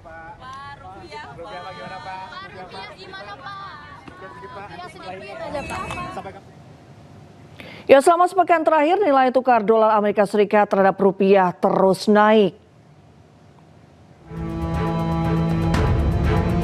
Nilai tukar rupiah ini mencetak rekor terlemah sepanjang sejarah. Terburuknya rupiah terlihat dari pergerakan kurs selama sepekan. Berdasarkan kurs di BI hari ini, bahkan rupiah menyentuh level terendah Rp17.754.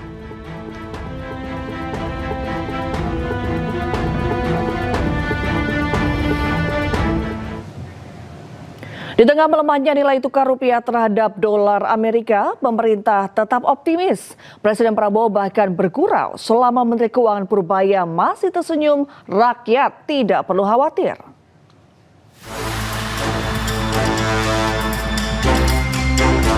Nilai tukar rupiah yang melemah akibat konflik Timur Tengah, Presiden Prabowo Subianto tanggapi santai.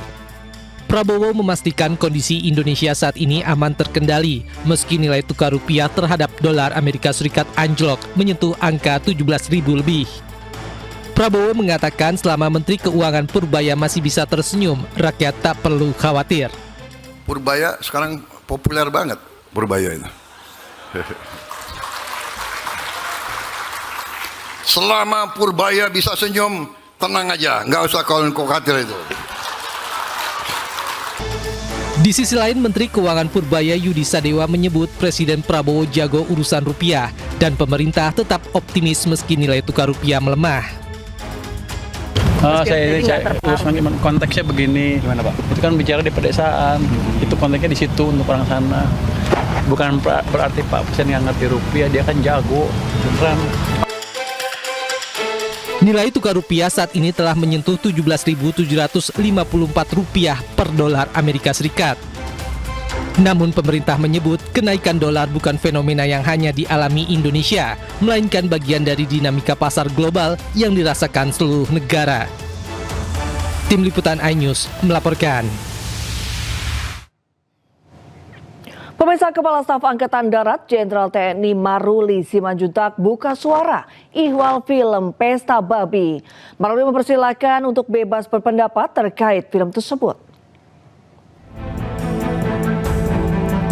Jenderal TNI Maruli Simanjuntak memastikan bahwa kehadiran TNI AD di Papua untuk membantu masyarakat dengan sejumlah program.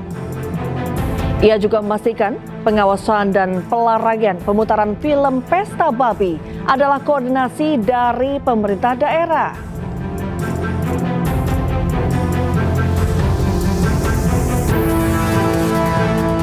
Ya, orang mempunyai pendapat ya silakan aja. Tapi saya juga berani bilang bahwa program kami juga banyak.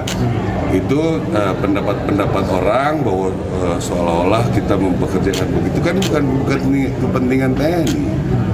Itu kan cadangan untuk negara. Ya silakan tanya ke yang punya program. Kami meyakinkan program itu berjalan, tidak ada yang tersakiti. Ya, kalau dilihat, mungkin teman-teman belum pernah lihat ke sana ya. Itu masyarakat di sana ada yang tidak punya air bersih, ada sekolahnya juga tidak sekolah. Ya, kami justru banyak hadir ke sana, banyak membantu mereka. Coba saja ditanya yang jelas ya, karena ada pembubaran kan dari pemerintah daerah untuk keamanan wilayah. Itu kan tanggung jawabnya koordinator wilayah antara pejabat pemerintahan di sana menganggap ada resiko keributan. Ya kan itu mereka, tidak ada instruksi langsung. Kembali di iNews Sore, pemirsa, penembakan terjadi di kompleks Masjid Islamic Center of San Diego, California. Insiden yang diduga bermotif kebencian ini menewaskan 3 orang.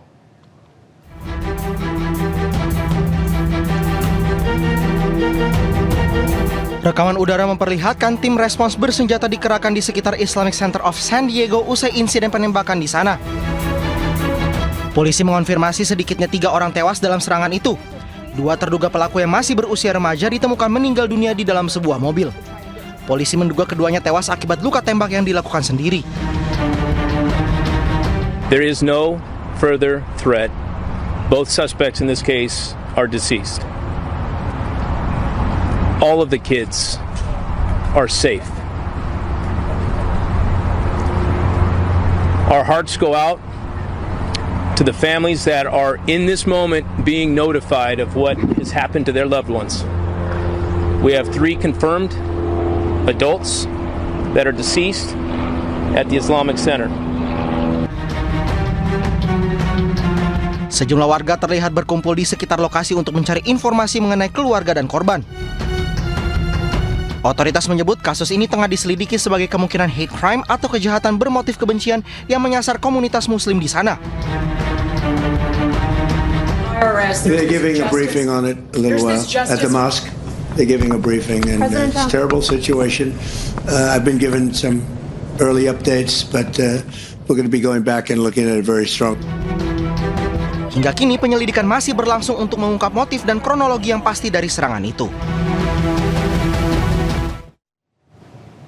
Penembakan beruntun yang menewaskan sedikitnya 6 orang terjadi di wilayah Turki Selatan. Pelaku diduga menyerang sejumlah lokasi berbeda.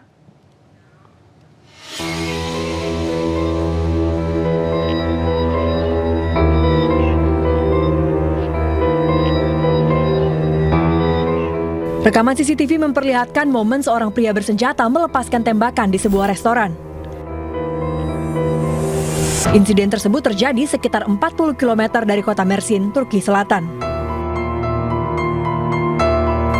Seorang korban terlihat berlindung di balik lemari pendingin sebelum pelaku melarikan diri dari lokasi. Presiden Turki Erdogan menyatakan sedikitnya 6 orang tewas dan 8 lainnya mengalami luka-luka. Pemerintah Turki mengidentifikasi pelaku sebagai pria berusia 37 tahun bernama Metin.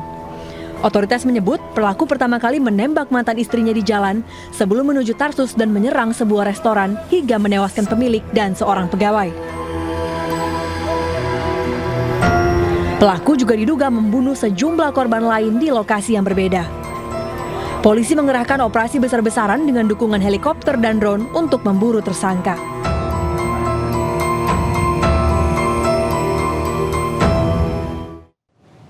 Kembali di Anyu Sore pemirsa, penembakan terjadi di kompleks Masjid Islamic Center of San Diego, California.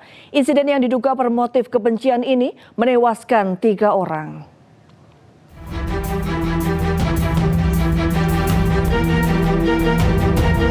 Rekaman udara memperlihatkan tim respons bersenjata dikerahkan di sekitar Islamic Center of San Diego usai insiden penembakan di sana. Polisi mengonfirmasi sedikitnya 3 orang tewas dalam serangan itu. 2 terduga pelaku yang masih berusia remaja ditemukan meninggal dunia di dalam sebuah mobil. Polisi menduga keduanya tewas akibat luka tembak yang dilakukan sendiri. There is no further threat. Both suspects in this case are deceased. All of the kids are safe.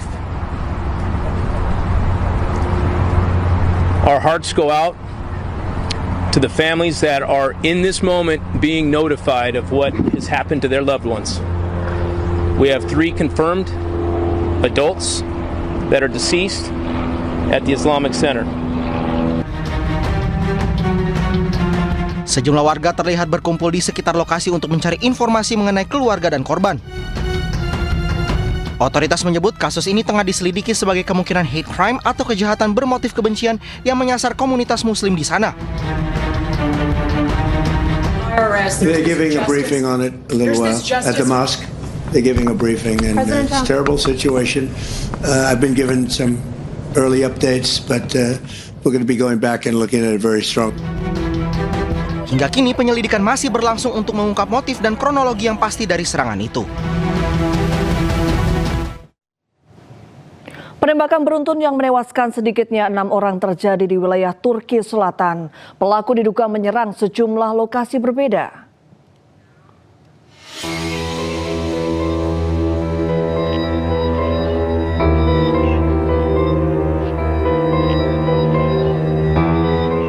Rekaman CCTV memperlihatkan momen seorang pria bersenjata melepaskan tembakan di sebuah restoran. Insiden tersebut terjadi sekitar 40 km dari kota Mersin, Turki Selatan. Seorang korban terlihat berlindung di balik lemari pendingin sebelum pelaku melarikan diri dari lokasi. Presiden Turki Erdogan menyatakan sedikitnya 6 orang tewas dan 8 lainnya mengalami luka-luka. Pemerintah Turki mengidentifikasi pelaku sebagai pria berusia 37 tahun bernama Metin. Otoritas menyebut pelaku pertama kali menembak mantan istrinya di jalan sebelum menuju Tarsus dan menyerang sebuah restoran hingga menewaskan pemilik dan seorang pegawai. Pelaku juga diduga membunuh sejumlah korban lain di lokasi yang berbeda. Polisi mengerahkan operasi besar-besaran dengan dukungan helikopter dan drone untuk memburu tersangka.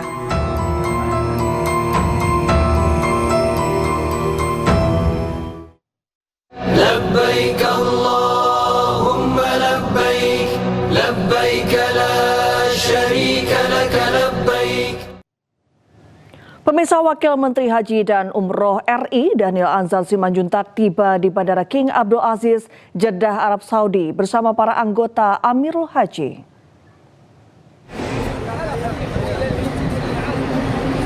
Daniel Anzar Simanjuntak tiba di Jeddah pada Senin sore pukul 17.30 waktu Arab Saudi. Daniel menyatakan banyak perbaikan dalam penyelenggaraan Haji 2026. Kekurangan saat pelaksanaan haji tahun lalu tidak ditemukan tahun ini. Seperti pemberangkatan, konsumsi, hingga kartu nusuk. Daniel juga menyampaikan pesan Presiden Prabowo untuk menghadirkan pengelolaan haji yang lebih baik.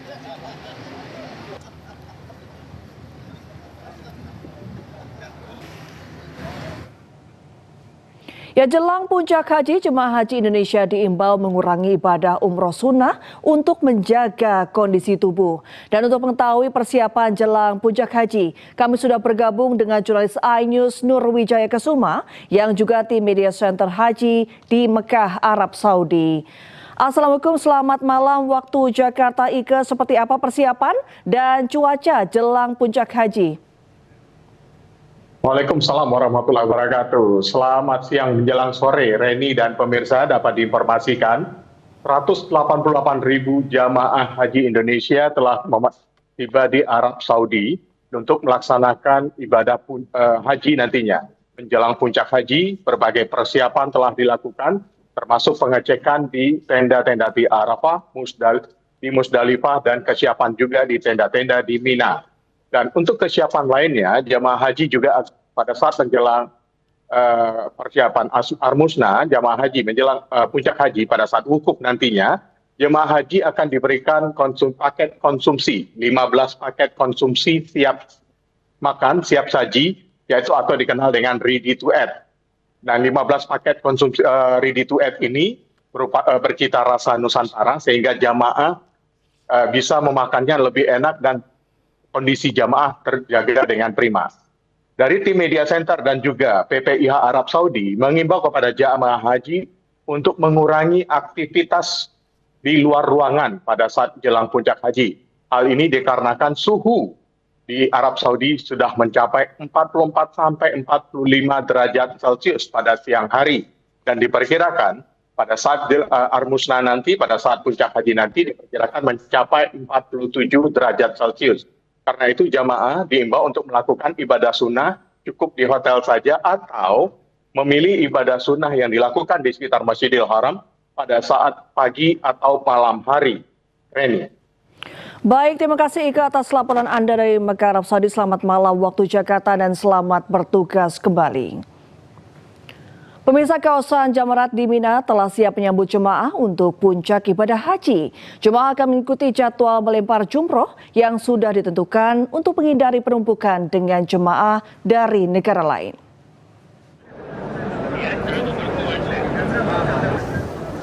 Arafah, Mina, Musdalifah sudah siap untuk puncak ibadah haji, termasuk Jamarat atau tempat melempar jumroh. Nantinya para jemaah akan mengikuti jadwal melempar jumroh yang sudah ditentukan untuk menghindari penumpukan dengan jemaah dari negara lain. Para jemaah diimbau untuk mengikuti aturan melempar jumroh yang sudah ditentukan.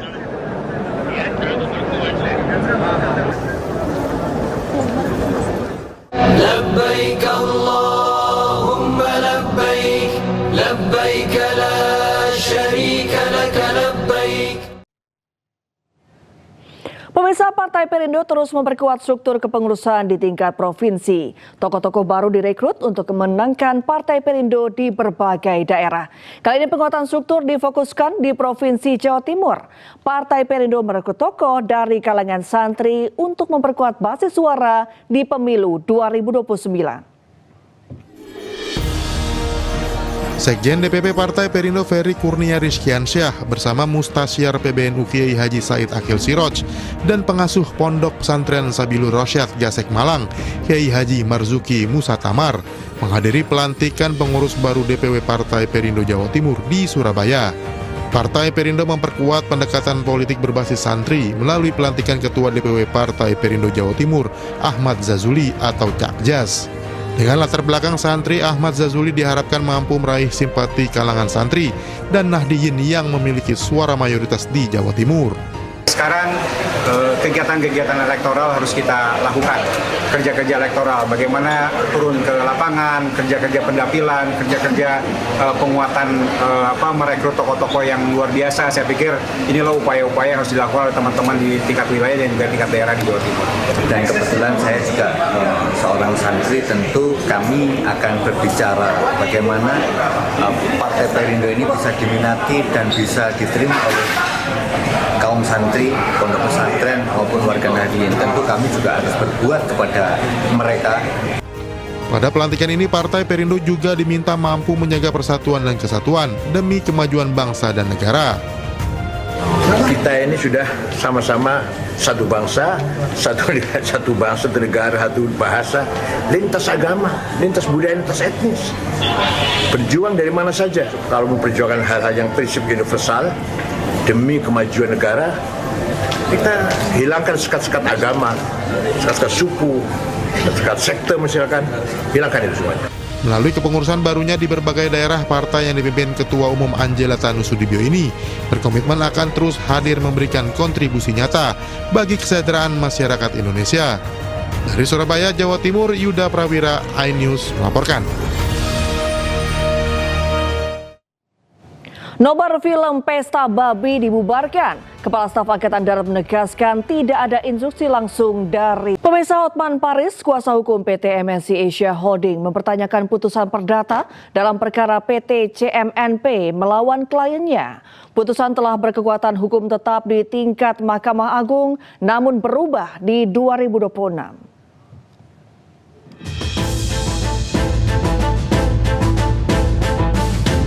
Hotman Paris mempertanyakan putusan yang telah berkekuatan hukum tetap di tingkat Mahkamah Agung tahun 2008 berubah pada 2026. Hotman menilai kondisi tersebut mencerminkan buramnya penegakan hukum di Indonesia. Pokok perkara bermula saat CMNP memiliki 28 sertifikat deposito di Unibank. Namun bank tersebut ditutup pemerintah saat krisis moneter 2001 sehingga aset dan kewajibannya diambil alih oleh Badan Penyihatan Perbankan Nasional BPPN. BPPN menolak mencairkan deposito tersebut karena dianggap bertentangan dengan ketentuan Bank Indonesia yang mengatur penjaminan deposito harus menggunakan mata uang rupiah. Menolak gugatan CMNP karena direksi Unibank salah menerbitkan deposito yang bertentangan dengan peraturan penjaminan Bank Indonesia. Jadi yang salah siapa? Ya direksi banknya lah. Bukan Haritanu, bukan PT Bakti. Kenapa kemudian 18 tahun kemudian perkara yang sudah diputus bisa berubah lagi? 28 deposito ini juga pernah dibukukan dalam laporan keuangan CMNP hingga berujung restitusi pajak puluhan miliar dengan alasan rugi. Sementara dalam gugatan terbaru, deposito disebut palsu. Menteri Keuangan Purbaya Yudi Sadewa menyebut Presiden Prabowo jago urusan rupiah. Pemerintah juga tetap optimis meskipun nilai tukar rupiah melemah. Mau dolar berapa ribu kek, kan kalian di desa-desa nggak pakai dolar.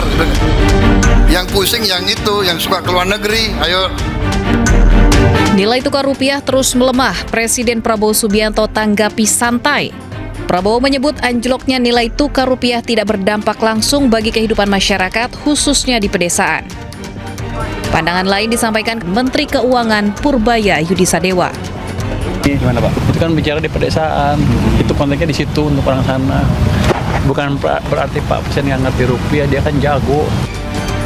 Nilai tukar rupiah saat ini telah menyentuh Rp17.600 per dolar Amerika Serikat. Namun pemerintah tetap optimis dengan kondisi ini, menyebut kenaikan dolar bukan fenomena yang hanya dialami Indonesia, melainkan bagian dari dinamika pasar global yang dirasakan seluruh negara. Tim Liputan iNews melaporkan. Presiden Prabowo Subianto menyerahkan sejumlah pesawat tempur hingga rudal ke Panglima TNI Jenderal Agus Subianto di Lanut TNI Angkatan Udara Halim Perdana Kusuma, Jakarta.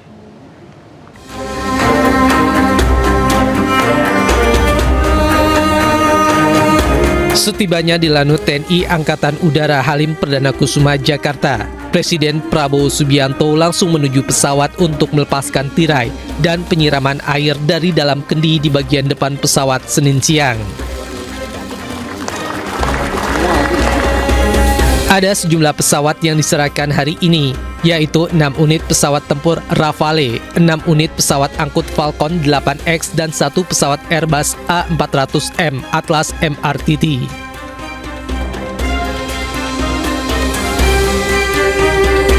Selain itu, Presiden juga menyerahkan radar ground control intercept serta persenjataan modern berupa 6 smart weapon Hammer dan rudal Meteor pada Panglima TNI.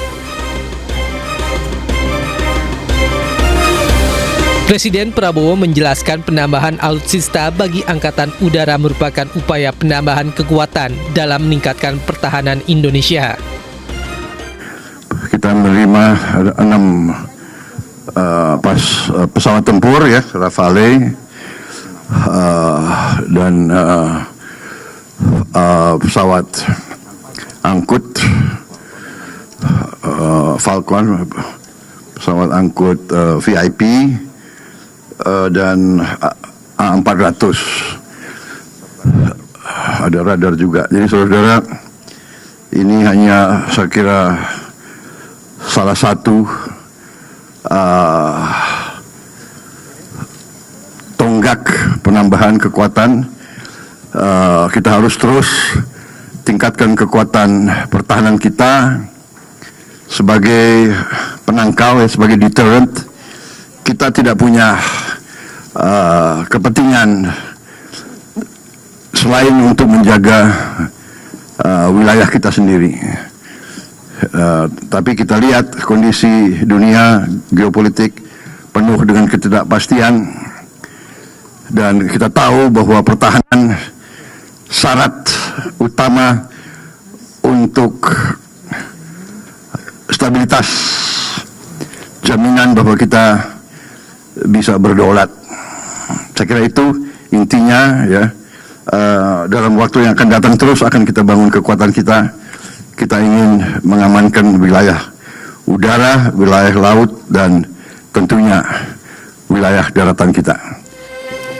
Hal ini menjadi tanda simbolis pengukuhan sejumlah alutsista yang diserahkan sebagai bagian dari kekuatan udara strategis Indonesia. Dari Jakarta, Aya Nufus, Novandwi, iNews melaporkan. Personil.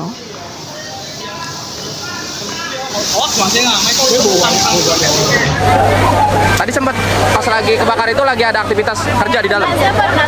Oh, di dalam. Tapi yang di dalam ada yang kerja tadi. Ada. Udah pada keluar semua tapi Bu ya.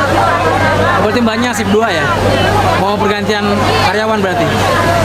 Penyebabnya apa sih, Mbak?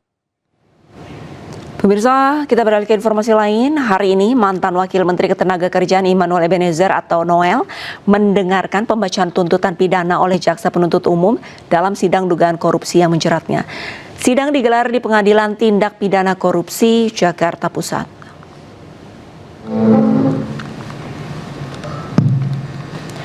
Agenda sidang hari ini di Pengadilan Tipikor Jakarta adalah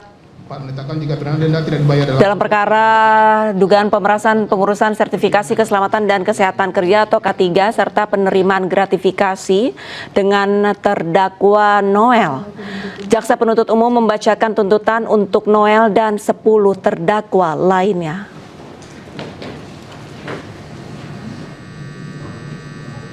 Tiga berkas yang belum dibacakan.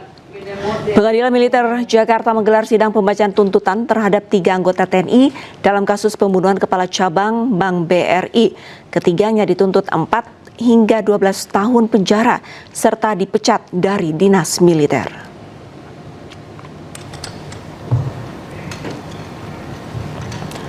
Sidang digelar secara terbuka di ruang sidang Garuda Pengadilan Militer Cakung, Jakarta Timur. Terdakwa 1, Serka Muhammad Nasir, dituntut 12 tahun penjara dan dipecat dari kedinasan. Terdakwa 2, Kopda Ferry Herianto, dituntut 10 tahun penjara dan dipecat dari dinas. Terdakwa 3, Serka Franky Yaru, dituntut 4 tahun penjara. Ketiganya terbukti secara sah dan meyakinkan merampas nyawa orang lain dalam rangkaian aksi penculikan dan pembunuhan terhadap korban.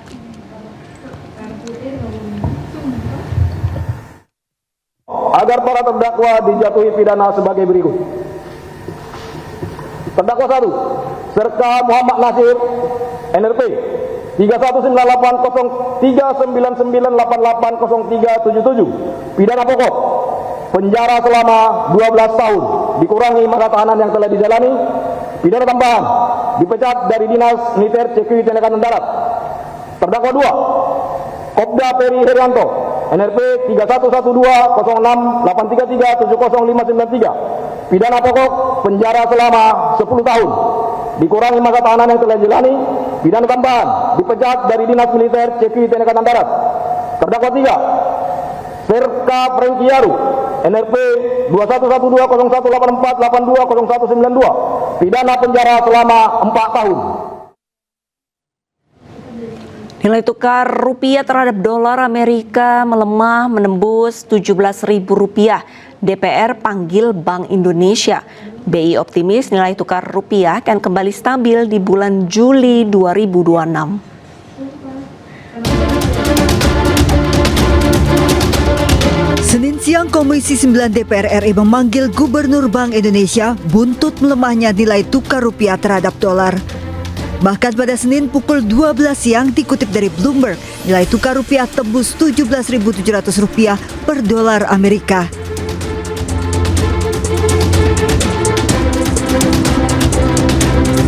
Anjloknya rupiah membuat anggota Komisi 9 ramai-ramai mengkritik Bank Indonesia. Kita tahu bahwa tadi teman-teman mengatakan kursnya sudah 17.600.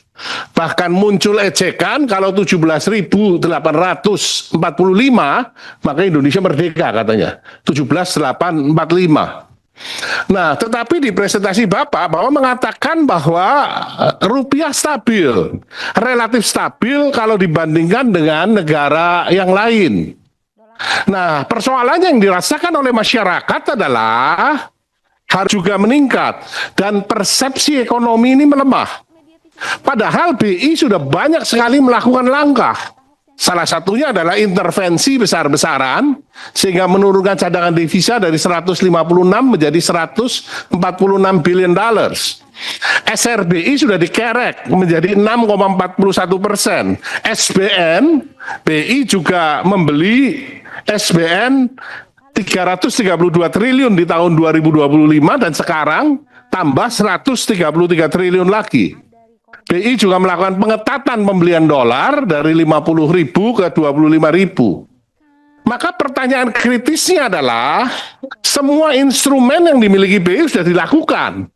Tetapi why? Kenapa rupiah tetap berlanjut mengalami depresiasi?